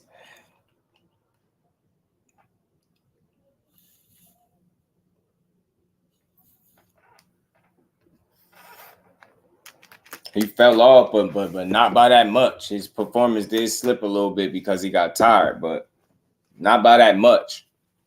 I don't feel like he had no dominant rounds against JAMAINE Ortiz. I don't think he had no dominant rounds. And they had to believe it was some swing rounds as well in there. That's why I believe Ortiz really could have pulled that off. The favorite one. They weren't going, to be honest, all Loma had to do is really make that fight competitive and not get knocked out and dropped a bunch of times. JAMAINE Ortiz ain't the biggest puncher, and Loma could take a shot and he can handle himself defensively. So they never was going to give that man no decision, to be honest with you, in my opinion. So, but it was a good fight. Redo. Last part of the sentence before the first.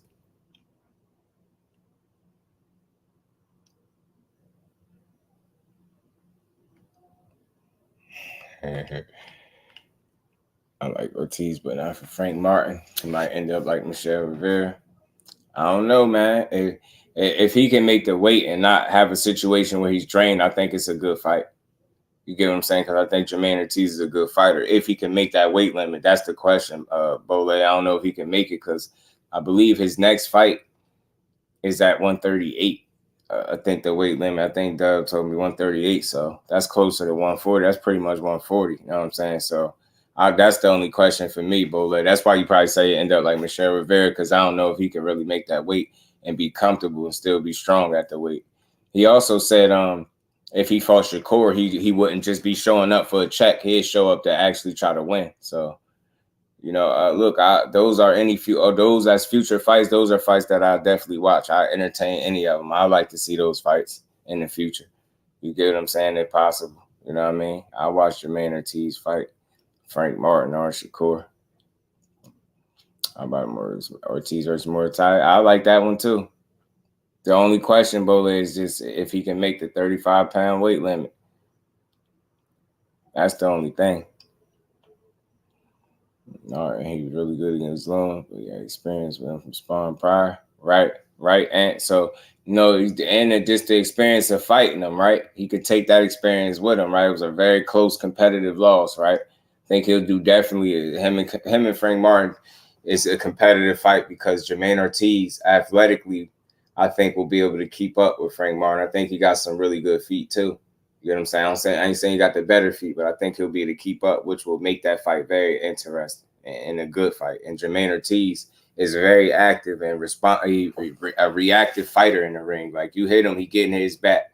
You know what I'm saying? He don't sit there and just let you tee off on him, and you know what I mean? He'll sit in there and just not be throwing punches. He be letting his hands go. I like the way he carries himself in that ring. He's a good fighter. Same side of the street, right? Absolutely same side of the street. It's a matter of who they want to match Mortai up against next. It'd be fun to watch, though. I definitely would watch it. I would watch it for sure.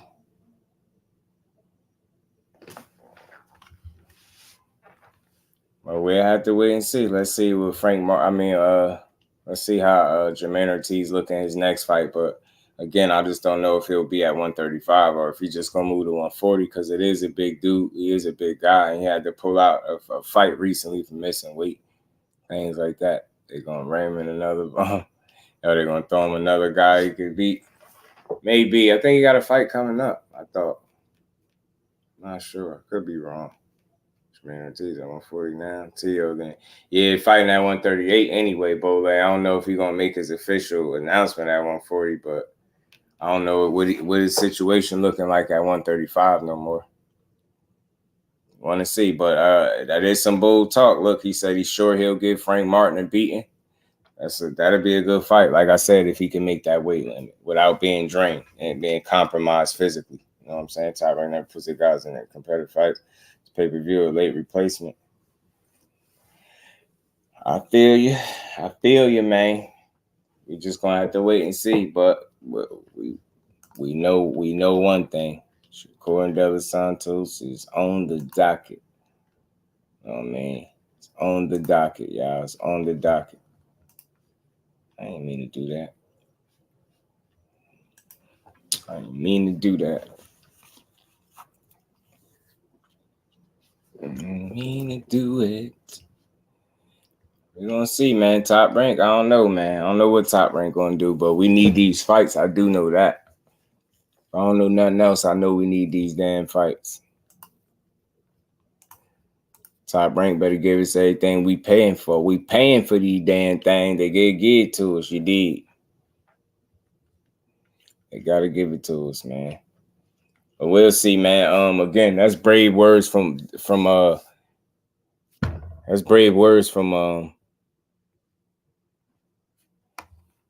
Ortiz. We'll see what he look like in his next fight. Like I say, I heard somewhere he's unsure or something like that about his next fight, but we'll see. See, who the hell is it that he's fighting again, man? Hold on.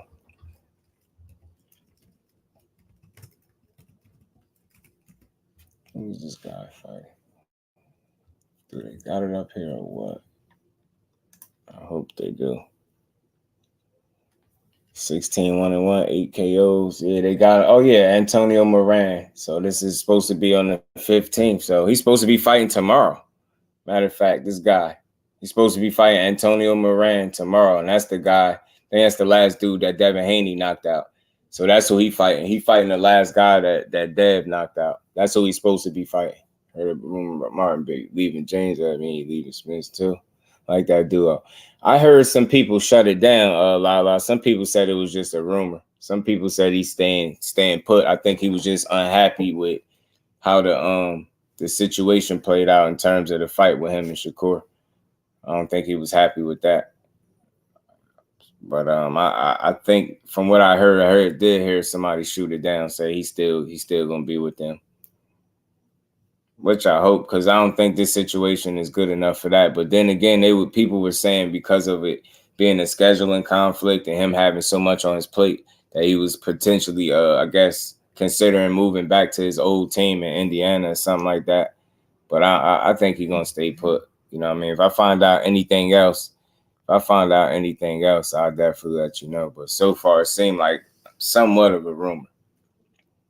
Oddly enough, that was the only one to stop him, right? The pillow-fisted guy, right? I had shot that down as a narrative, and I always thought it was a narrative that people was pushing with Shakur. I mean, with Devin Haney, because they ain't really too much like him. So they say stuff like pillow-fisted and stuff like that.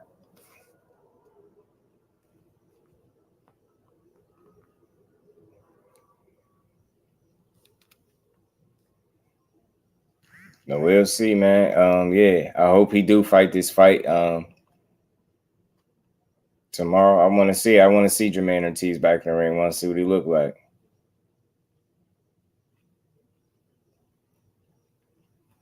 We gonna see. He said, Chinny.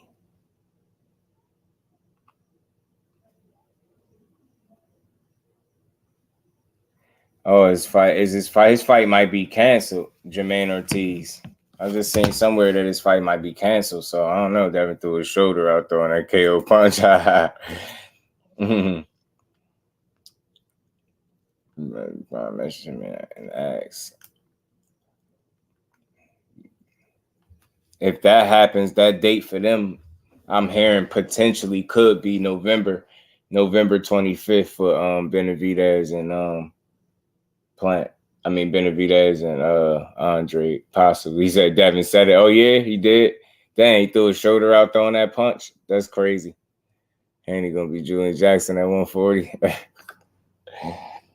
Crazy, man. Y'all shout out Julian Jackson at 140, huh? That's crazy. That's big, man. We gonna see. We'll see. We'll see, man. We will see. But man, salute to everybody in the building, man. Y'all make sure y'all smash that like button, man. Just wrapping up here, man. We know we got a fight November 16th. Shakur Stevenson, Edwin de Los Santos. Can't wait to see that. Want to see what's next for Frank Martin. From what I'm hearing, JAMAINE Ortiz fight is off. We do got Alberto Lopez, Luis Alberto Lopez, and Joet Gonzalez for tomorrow too. So y'all stay tuned to that. I might call it. I might call them fights. You get what I'm saying? Salute to the Queen, Sheen. Appreciate you. Many blessings to you as well, Queen. Peace and blessings to you, man. And salute to everybody in the building, man. Y'all smash the like button on the way out. Like I said, we just gave Boxing is Just Do. We'll be back tomorrow on a Good Friday. You get what I'm saying? The build again on boxing, man. So we're going to see. But, yeah, I'm hearing a potential date could be November 25th for them. So we'll see with Andre and Boo Boo. But we'll see. Hopefully we get an announcement, man. I hope so. But with that, man, y'all make sure y'all enjoy the rest of y'all good Thursday, everybody. And I appreciate everybody coming through. Salute to everybody in the Super Chat, Cash App. Appreciate the support. We just going to keep building, man. And y'all tune in tomorrow. We will be back to build on some more boxing. Salute to the Queen Live ID too as well. Appreciate you pulling up. So Danny versus Larry's dead. I don't know. I was hearing that's still a possibility, but I'm just not for sure. Not for sure. Salute to Miss Joanne. You have a great night as well, Queen. Have a great night. Salute to the Queens, my cousin in the chat. And the rest of the chat fan, man. J Hardcore should be on in a minute, so y'all go check him out, man. If y'all free, go check out the good brother, Hardcore Boxing News. He should be on shortly or any minute now if he ain't already on. And again, I appreciate everybody for pulling up. See y'all tomorrow. For sure that. And with that, we up out of here. Peace to the fam.